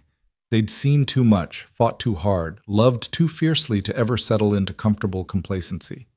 They would build something here, a life, a legacy, maybe even a legend of their own. The story of the mail-order husband with no past and the widow who refused to give up on him. The story of how two broken people found each other in a dying town and discovered that sometimes the most desperate choices lead to the most extraordinary outcomes. The desert wind carried the scent of rain, real rain, not the empty promise of clouds that never delivered. And Clara felt hope stirring in her chest. The drought was ending, the land would recover, and so would they. "I love you," she said, and the words felt like a vow, a promise, a benediction. "I love you too," Elias replied. "Always." They sat together as the stars emerged one by one, two survivors learning how to live instead of merely survive, and the future stretched out before them like the endless New Mexico sky, full of possibility, danger, beauty, and hope. The rain came 3 days after their return to Silver Mesa, falling in sheets that turned the parched earth to mud and filled the dry creek beds with rushing water. Clara stood on the porch watching it pour down, feeling as if the sky itself was washing away the violence and fear of the past months, cleansing the land and everyone on it. Elias joined her, 2 cups of coffee in his hands, and they stood in comfortable silence, listening to the thunder roll across the valley. The sound reminded Clara of gunfire, and she saw Elias flinch slightly at each crack, his body remembering danger even as his mind tried to accept peace. "It'll take time," she said quietly, understanding without him having to explain. "The nightmares, the fear, it doesn't just disappear because the threat is gone." "I know," Elias replied. "But at least now when I wake up screaming, it's in my own bed, in my own home, with you beside me. That makes it bearable." They'd been rebuilding their life one day at a time. The ranch needed work. Years of neglect couldn't be undone in weeks, but slowly it was coming back to life. Elias had proven to be not just competent, but gifted with animals and land management, and Clara found herself learning from him, discovering aspects of ranching her late husband had never bothered to teach her. Elizabeth had surprised them both by throwing herself into the work with fierce determination. She'd taken over the vegetable garden, coaxing life from soil that had forgotten how to give, and spent her evenings teaching Clara to read the account books properly and manage the ranch's meager finances. "I need purpose," Elizabeth had explained one night. "Need to build something instead of just mourning what was destroyed. Your ranch, our ranch now, I suppose. It's giving me that." The 3 of them had formed an unlikely family, bound not by blood but by shared trauma, and the determination to create something good from the ashes of what they'd lost. Clara sometimes caught Elizabeth watching her and Elias with an expression that might have been envy or might have been satisfaction that love could still exist in a world that had taken so much. It was on a Wednesday morning, nearly a month after their return, that the telegram arrived. Pastor Williams brought it personally, riding out to the ranch with an expression that made Clara's heart skip. "Is it about Carver?" she asked before he could speak, memories of Washington and courtrooms flooding back. "In a way," Williams said, handing her the telegram. "It's from Colonel Pierce." Clara read it aloud, her hands shaking slightly. "Carver executed this morning. 'Stop, justice served. Stop your testimony.'" Made the difference stop. Army extends gratitude and offers following. Stop. Full reinstatement for Captain Thornton with promotion to Major. Stop pension and compensation for wrongful accusations. Stop response requested. Stop Pierce. Elias took the telegram from her nerveless fingers and read it again, his face unreadable. He's dead, he said finally. Carver is actually dead. How do you feel? Clara asked, searching his expression for clues. I don't know, Elias admitted. I thought I'd feel relief or satisfaction or something, but I just feel empty. All those people he killed, all the lives he destroyed, his death doesn't bring them back. Elizabeth had come out to see what the commotion was about, and when she heard the news, she sat down heavily on the porch steps. My boys, she whispered. Daniel and William. They can rest now, knowing he paid for what he did. Williams cleared his throat gently. There's more. The Army is offering compensation to the families of Fort Griffin victims. It's not much, the government doesn't like admitting fault, but it's something, and they're erecting a memorial at the site with all 23 names. 23 names that should never have been there, Elizabeth said, but she was crying now, the kind of tears that brought release rather than pain. But at least they'll be remembered, at least the truth will be told. After Williams left, Clara and Elias sat on the porch watching the afternoon light paint the mountains gold. The telegram sat between them, its offer hanging in the air like smoke. Are you going to take it? Clara asked. The reinstatement? Elias was quiet for a long moment, his eyes on the horizon where the land met the sky in an endless line. 2 months ago, I would have said yes without hesitation. The Army was my life, my identity, my purpose. Being a soldier was all I knew how to be. And now? Now I've learned there are other ways to serve, other purposes worth pursuing. He turned to look at her, and his eyes were clear and certain. I'm a rancher now, Clara, a husband, maybe someday a father if we're blessed. The Army made me who I was, but you've shown me who I can become. Clara felt tears pricking her eyes. You're sure? You're giving up a career, a pension, everything you worked for. I'm not giving up anything, Elias said firmly. I'm choosing. There's a difference. And I choose this life, with you, on this land. That's worth more than any rank or pension the Army could offer. They composed a response together, Clara's hand covering Elias's as they wrote, Grateful for justice served. Stop respectfully, decline reinstatement. Stop, have found new purpose. Stop, request compensation. Be directed to Fort Griffin, Memorial Fund. Stop. Thank you for believing the truth. Stop. Thornton. Sending that telegram felt like closing a door on one life and opening another. The past couldn't be changed, but the future was theirs to shape, and they were choosing to shape it here, together, in the high desert of New Mexico. Summer arrived with brutal heat that tested their resolve and their water supply. The rain had helped, but the years of drought had taken their toll, and rebuilding would take more than one good storm. They worked from dawn until dusk, Clara and Elias and Elizabeth, repairing irrigation ditches, mending fences, coaxing life from land that wanted to give up. Sheriff Brennan rode out one afternoon with surprising news. There's a group of homesteaders looking to settle in the area, he said, accepting the water Clara offered. Young families, mostly. They heard about the ranch that survived the drought and the widow who fought off hired killers. They want to know if there's room for neighbors. Clara and Elias exchanged glances. More people meant more competition for water and grazing land, but it also meant community, support, the possibility of Silver Mesa growing instead of dying. There's room, Clara said. This valley is big enough for all of us, if we're willing to work together. I was hoping you'd say that, Brennan smiled, because I already told them you'd help them get started. Seemed like something you'd do. Over the following months, the valley began to fill with life. 3 families settled within 10 miles of the ranch, building homes and planting crops, and raising children who ran wild across the desert. Clara and Elias helped where they could, sharing equipment, offering advice, working together to dig a community well that would serve everyone. Dorothy Chen from the general store married the blacksmith in a ceremony that brought the whole territory together.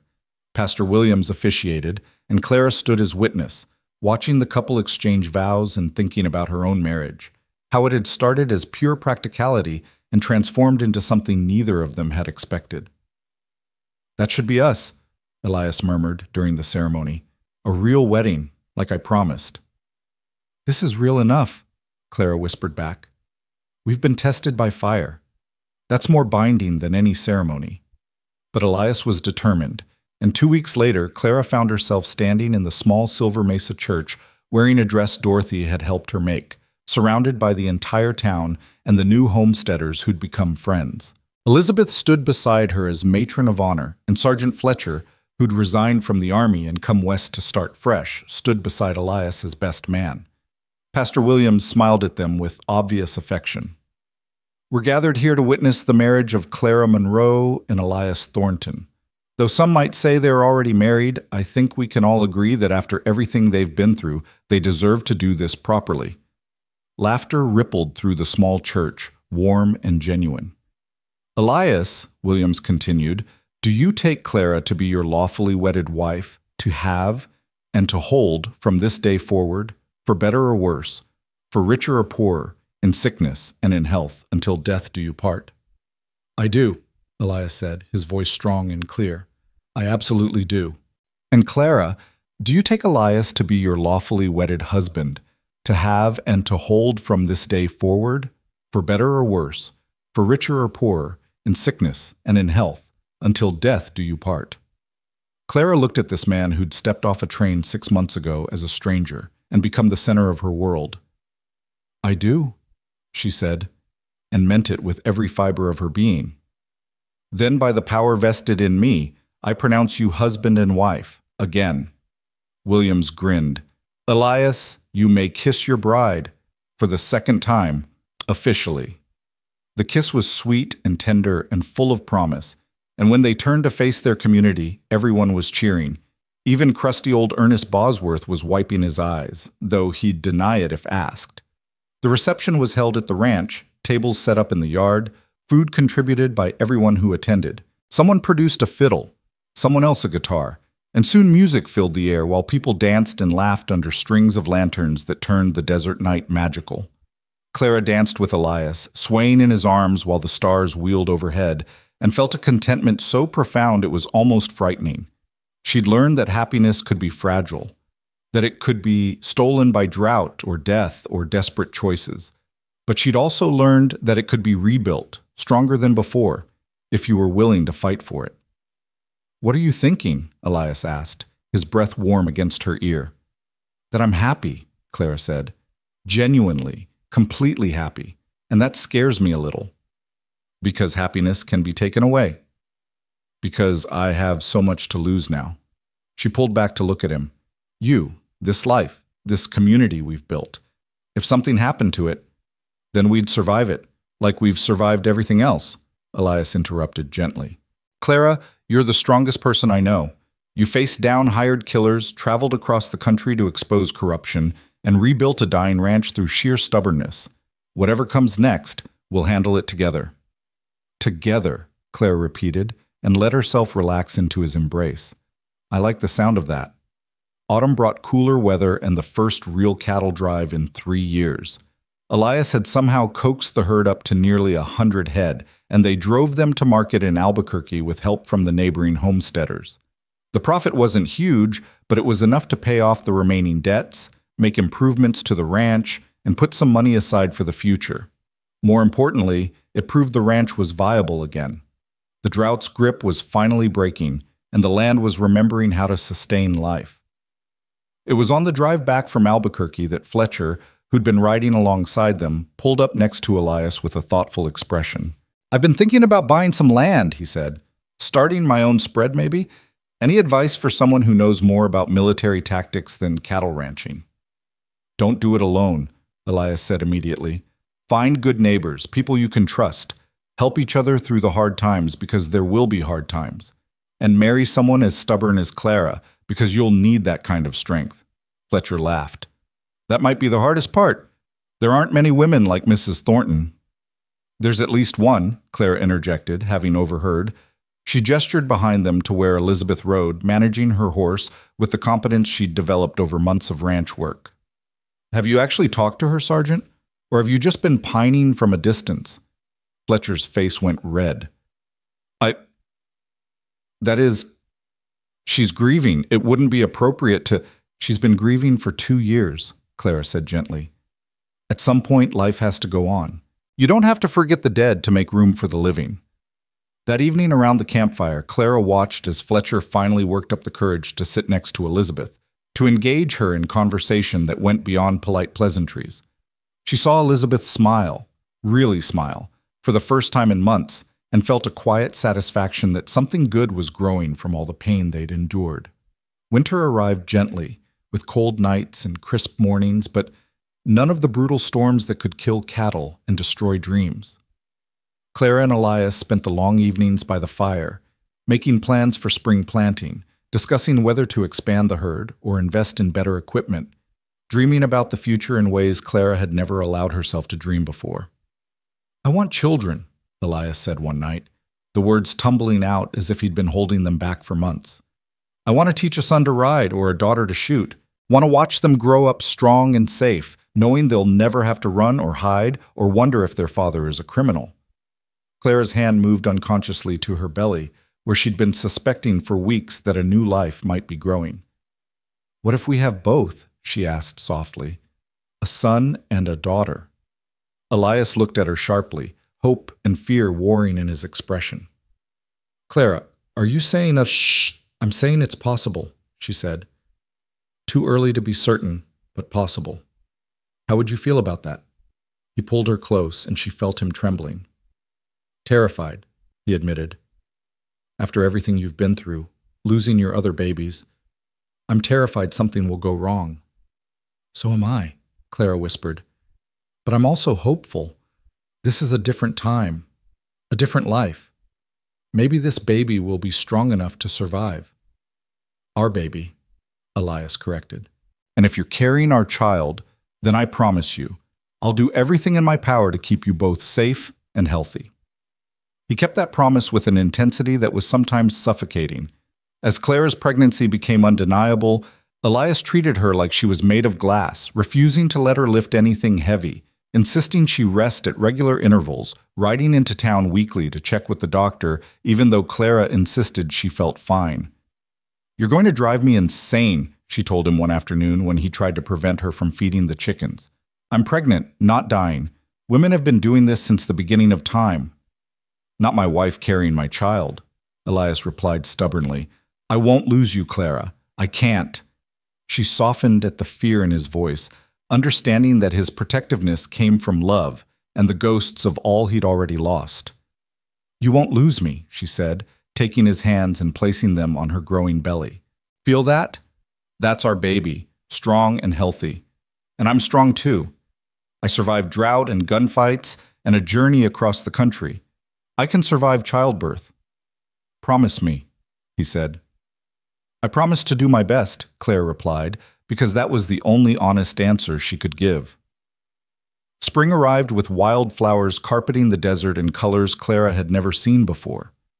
The land was healing, responding to the rain that now fell with blessed regularity, and everywhere she looked there were signs of new life, calves being born, crops sprouting, her own body swelling with the child she carried. Elizabeth had accepted Fletcher's proposal in March, and they were planning a summer wedding. Watching them together, Fletcher patient and kind, Elizabeth slowly learning to laugh again, made Clara believe that healing was possible, that love could grow even in the scorched places where grief had burned everything away. Do you think she's betraying their memory? Elias asked one night, watching Fletcher and Elizabeth walk together in the twilight. Her husband and sons? No, Clara said firmly. I think she's honoring them by choosing to live fully instead of just existing. They wouldn't want her to spend the rest of her life mourning. Like my family wouldn't want me to spend my life running from shadows? Exactly like that. Clara leaned against him. We've been given a second chance, Elias.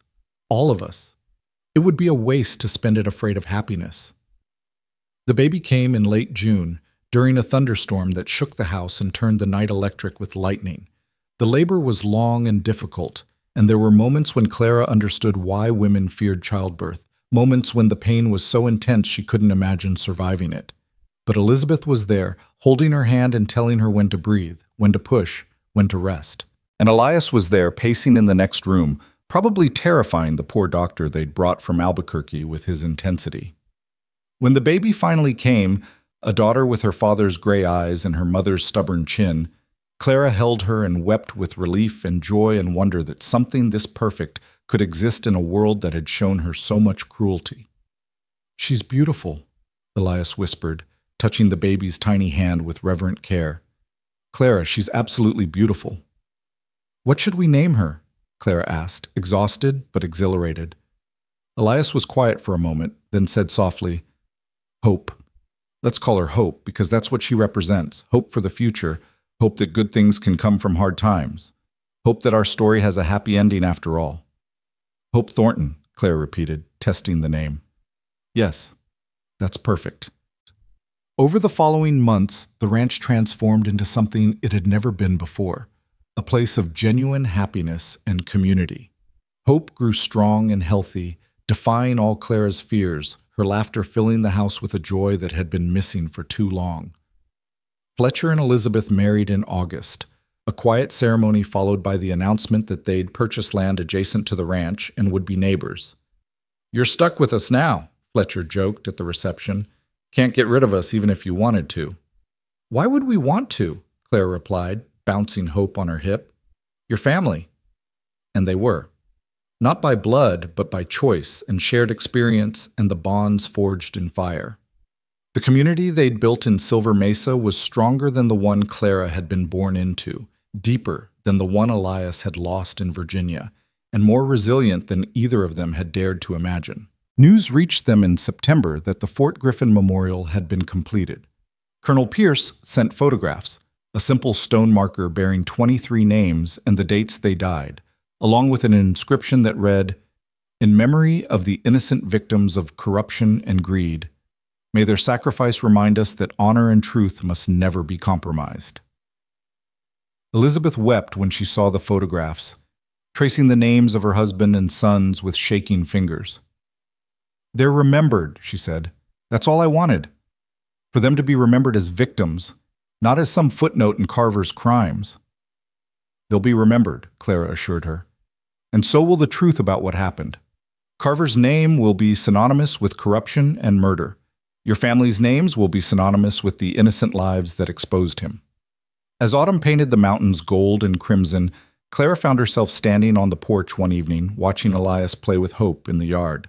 Their daughter was 8 months old now, already trying to walk, determined to explore everything. Elias followed her with patient vigilance, catching her when she stumbled, celebrating when she succeeded. Elizabeth joined Clara on the porch, her own belly just beginning to swell with the child she and Fletcher had conceived. "It's strange," she said quietly. "A year ago, I wanted to die. Couldn't imagine a future worth living, and now you're building a new life," Clara finished. "A different life than the one you planned, but a good one." "Do you ever think about how differently things could have turned out?" Elizabeth asked. "If you'd turned Elias away that first night, if we hadn't found each other, if any of a dozen decisions had gone differently?" "All the time," Clara admitted, "but I try not to dwell on it. We can't change the past, but we can choose what we do with the present." Wise words from someone so young.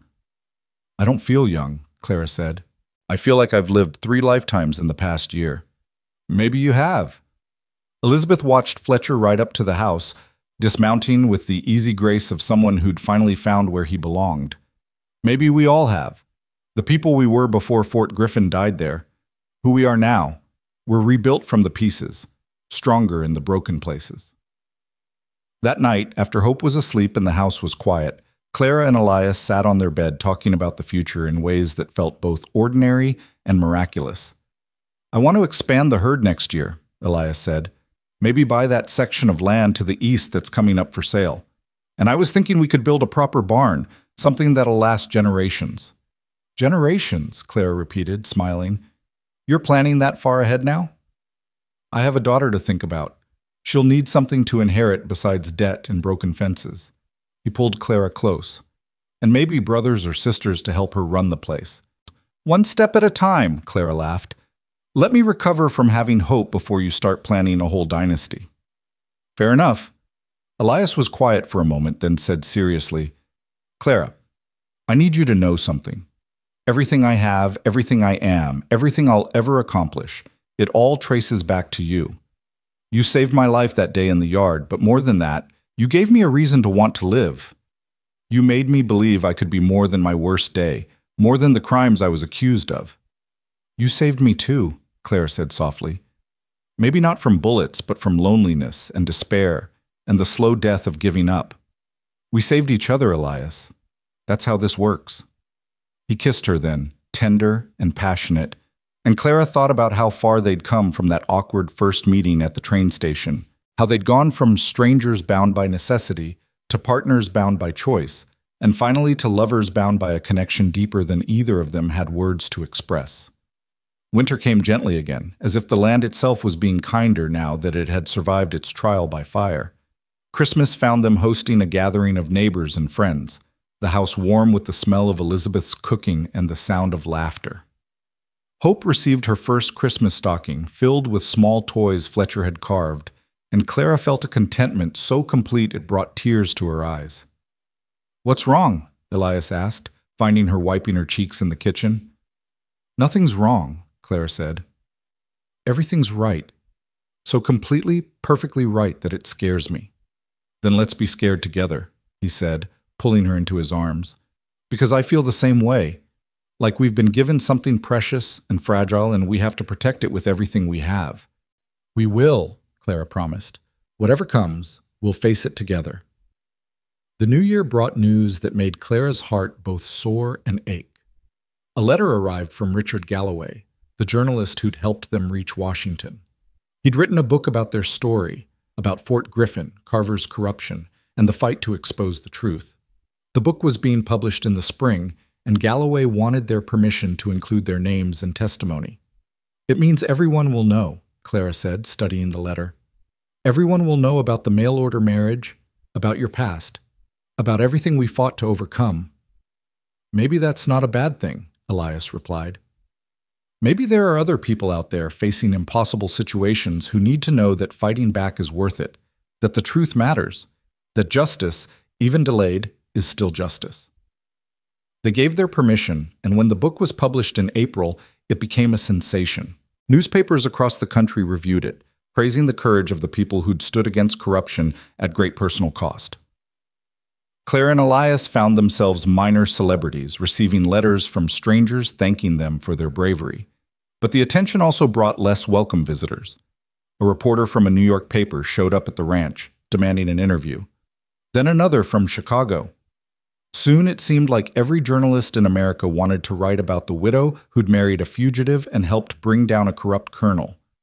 Make them go away, Clara told Elias after the fifth reporter in as many days had tried to question her while she was feeding the chickens. I don't want to be famous. I just want to raise my daughter and live my life. Elias stood at the end of their drive the next day with a rifle in his hands and a sign that read, "Private property, no reporters, trespassers will be shot." The reporters stopped coming. Life settled back into its comfortable rhythm, feeding animals, mending fences, watching Hope grow with astonishing speed. She took her first steps in May, walking from Clara to Elias across the kitchen floor with a determination that made them both laugh and cry. She spoke her first word in June, "Papa," and Elias carried her around the ranch for a week, pointing out everything and saying, "That's right, sweetheart, Papa." By the time Hope's first birthday arrived, she was a force of nature, running everywhere, investigating everything, terrifying her parents with her complete lack of fear. The birthday party brought together everyone who'd become part of their extended family. Elizabeth and Fletcher with their newborn son Samuel, Dorothy and her blacksmith husband, Pastor Williams, even Sheriff Brennan, who'd become an unlikely friend. They gathered in the yard under a warm August sky, eating cake and watching Hope tear into her presence with glee. Clara stood slightly apart, taking in the scene, and felt Elias's arms slip around her waist. "This is what we fought for," he said quietly. "This moment, this life, this family, Was it worth it? Every terrifying, impossible moment, Claire replied. I'd do it all again in a heartbeat. Even the part where you shot McAllister? Especially that part. She turned in his arms to face him. That's when I knew I was all in. That I'd fight for you, for us, no matter what it cost. I love you, Clara Thornton, more than I thought I could love anyone. I love you too, she said. And I'm grateful every day that you stepped off that train in Silver Mesa. As the sun set and the party wound down, Clara found herself thinking about the journey that had brought them here, the drought and desperation that had led her to send for a mail-order husband, the stranger who'd arrived with secrets and scars, and a past that nearly destroyed them both, the violence and fear and cross-country flight that had tested everything they were, but also the moments of grace that had saved them, her split-second decision to shoot McAllister, Elizabeth's survival and testimony, Fletcher's choice to follow his conscience, Galloway's help, Pierce's integrity, and the community that had rallied around them when they needed it most. Their story could have ended so many different ways. Could have ended with both of them dead in the desert, or Elias hanged as a fugitive, or Clara alone in a foreclosed ranch house mourning what might have been. Instead, it ended here, in the golden light of a New Mexico evening, surrounded by family and friends, watching their daughter play while the land that had nearly killed them bloomed with new life. Several years passed in the gentle rhythm of seasons, spring plantings and summer heat, autumn harvests and winter snows. The ranch prospered under their care, growing from a struggling operation to one of the most successful in the territory. More families settled in the valley, drawn by stories of the community that looked after its own, and Silver Mesa transformed from a dying town into a thriving hub. Hope grew into a fierce, intelligent child who could ride before she was 4 and shoot by the time she was 6. She knew her parents' story, knew that her father had once been accused of terrible crimes, knew that her mother had fought beside him to prove the truth. But to her, they were just Mama and Papa, the constants in her world, the people who loved her unconditionally. When Hope was 5, Clara gave birth to twins, a boy they named Thomas after Clara's late father, and another daughter they called Grace. Elias joked that they now had a full crew to help run the ranch, but Clara saw the wonder in his eyes every time he looked at his children, the disbelief that he'd been blessed with this family after losing everything else. Elizabeth and Fletcher's family grew as well, 3 children in 5 years, filling their home with noise and laughter. The two families were so intertwined that the children couldn't remember a time when they weren't all together, one extended family bound by love and shared history. It was on a spring morning when Hope was 7 that a rider approached the ranch, a young Army lieutenant who dismounted with crisp military precision and asked to speak with Major Thornton. "I'm Mr. Thornton," Elias said, emphasizing the civilian title. "I left the Army years ago." "I know, sir, but Colonel Pierce, General Pierce now, asked me to deliver this personally." The lieutenant handed over a sealed envelope. "He said you'd understand what it means." And inside was a formal commendation from the Secretary of War, recognizing Elias's service to the country in exposing corruption within the Army, and a letter from Pierce himself. "Dear Elias, I wanted you to know that the reforms we implemented after Carver's court-martial have transformed how the Army investigates corruption allegations. We've created an independent oversight board, established protections for whistleblowers, and court-martialed 6 other officers whose crimes came to light during our expanded investigation. Your courage in pursuing the truth, despite overwhelming odds, has made the Army better, safer, and more honorable. I hope you're proud of what you accomplished, and that you found the peace you deserved. Your friend, General Harrison Pierce." Elias read the letter twice, then looked at Clara with an expression she couldn't quite read. "He says I should be proud." "You should be," Clara said firmly. "You changed things, Elias. You made sure Carver's crimes mattered, that the people he killed weren't forgotten, that the system that protected him was reformed. That's worth being proud of." "I just did what anyone would do." "No," Clara corrected. "You did what most people would be too afraid to do. You stood up to power, risked everything, and refused to let lies triumph over truth. That's extraordinary." Elias pulled her close, and they stood like that for a long moment, the letter between them, the sound of their children playing drifting through the open windows. "I'm glad it mattered," he said finally. "But honestly, Clara, this life we've built here matters more. Hope and Thomas and Grace, the ranch, our family and friends, this is what I'm truly proud of." "Then we're doing it right," Clara said, and kissed him. As years continued to pass, Clara and Elias became something of legends in the territory. The story of the mail-order husband and the widow who'd brought down a corrupt colonel was told and retold, growing in the telling until it was hard to separate fact from embellishment. But Clara didn't mind. Let people tell stories. She knew the truth, and so did the people who mattered. Hope grew into a young woman who was the perfect blend of both parents, Clara's fierce independence and Elias's sense of honor. She could rope and ride and shoot as well as any man in the territory, but she also had her mother's business sense and her father's strategic mind. When she announced at 16 that she wanted to attend college in the East, Clara and Elias supported her, even though it meant letting their firstborn venture far from home. "She'll come back," Elias said, watching Hope ride off toward her future. "This land gets into your blood. She'll want to come home eventually." He was right. Hope returned after 4 years with a degree in agricultural science and revolutionary ideas about land management and water conservation. She took over more of the ranch operations, implementing changes that made it even more successful, and eventually married a young veterinarian who'd come west seeking adventure and found love instead. The twins chose different paths. Thomas went into law enforcement, becoming a territorial marshal, while Grace became a teacher, opening the first school in Silver Mesa that educated children of all backgrounds together. Clara and Elias watched their children thrive with a satisfaction that went bone deep, knowing they'd broken the cycles of loss and given their children opportunities for futures neither of them had imagined possible.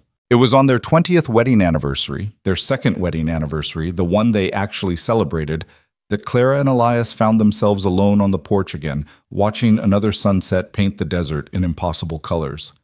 20 years, Clara marveled. Sometimes it feels like yesterday that you stepped off that train. Other times it feels like we've always been together. "I was terrified that day," Elias admitted. "Terrified you'd see through me, see the fugitive and the fear, and send me away." "I almost did," Clara said. "When you told me about the danger you were bringing, I came so close to turning the wagon around and leaving you there." "Why didn't you?" Clara thought about it, trying to remember the exact moment she'd made that choice. "Because I saw something in your eyes," she said finally. "Something honest and brave and worth taking a chance on. And because I was so tired of making the safe choice, the smart choice, the choice that would keep me small and alone and slowly dying." "Best stupid decision you ever made?" "Absolutely," Clara laughed, though shooting McAllister comes in a close second. They sat in comfortable silence, hands intertwined, watching the sky darken and the stars emerge.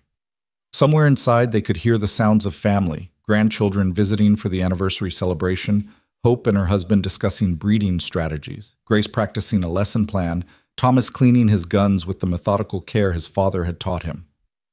"Do you have any regrets?" Elias asked suddenly. "About how it all turned out?" Clara considered the question seriously. "I regret the people who died because of Carver's greed. I regret that Elizabeth's first family was taken from her. I regret that we had to fight so hard for something that should have been simple, justice and truth. But do I regret my choices, our life together, how our story unfolded? Not for a second. Not even the hard parts?" "Especially not the hard parts," Clara said firmly. "The hard parts made us who we are. They taught us what we're capable of, showed us what really matters, forged us into people strong enough to build this life. Without the struggle, we wouldn't appreciate what we have." Elias pulled her close, and Clara rested her head on his shoulder, feeling the steady beat of his heart beneath her cheek. They'd been given a gift, a second chance, a new beginning, a love that had survived fire and blood and cross-country flights, and they'd taken that gift and built something beautiful with it. "I love you, Clara Thornton," Elias said, the words as sincere as the first time he'd spoken them. "I will love you until my last breath and beyond." "I love you too," Clara replied, "always and forever." As the desert night wrapped around them and the stars wheeled overhead in their ancient patterns, Clara thought about the mail-order advertisement she'd placed so many years ago. seeking, honest man for marriage and ranch partnership. Such simple words for something that had become so extraordinary. She'd sought a business partner and found a soulmate. She'd sought help with the ranch and found a family. She'd sought survival and found a life worth living with passion and joy and fierce determination. The stranger who'd come at dusk had brought danger and secrets and a past that had nearly destroyed them both. But he'd also brought love and courage and the possibility of redemption. Together, they'd faced down corruption and violence, fought for truth in a world built on lies, and carved out a space where honor and integrity still mattered. Their story had started with desperation and ended with triumph. It had been written in blood and tears, and the stubborn refusal to give up when giving up would have been easier. It had been a love story and a war story, and a story about ordinary people doing extraordinary things when everything was on the line. And now, sitting on the porch of the ranch they'd saved together, surrounded by the family they'd built, and the community they'd helped create, Clara knew that every moment of struggle had been worth it. Every terrifying decision, every impossible choice, every heartbreaking loss had led them here, to this perfect moment of peace and contentment. The mail-order husband with no past had found his future. The widow with no hope had found her joy. And together they'd proven that sometimes the most desperate choices lead to the most beautiful destinations. As the last light faded from the sky and the desert settled into its nightly silence, Clara squeezed Elias's hand and smiled, grateful beyond words for the day she'd placed that advertisement, for the stranger who'd answered it, and for every single moment, good and bad, that had brought them to this place. Their story was complete. Their legend would live on. But more importantly, their love would endure, passed down through generations of children who would tell their own children about the mail-order husband and the widow who'd fought the world and won. And in the end, Clara thought, that was the greatest victory of all.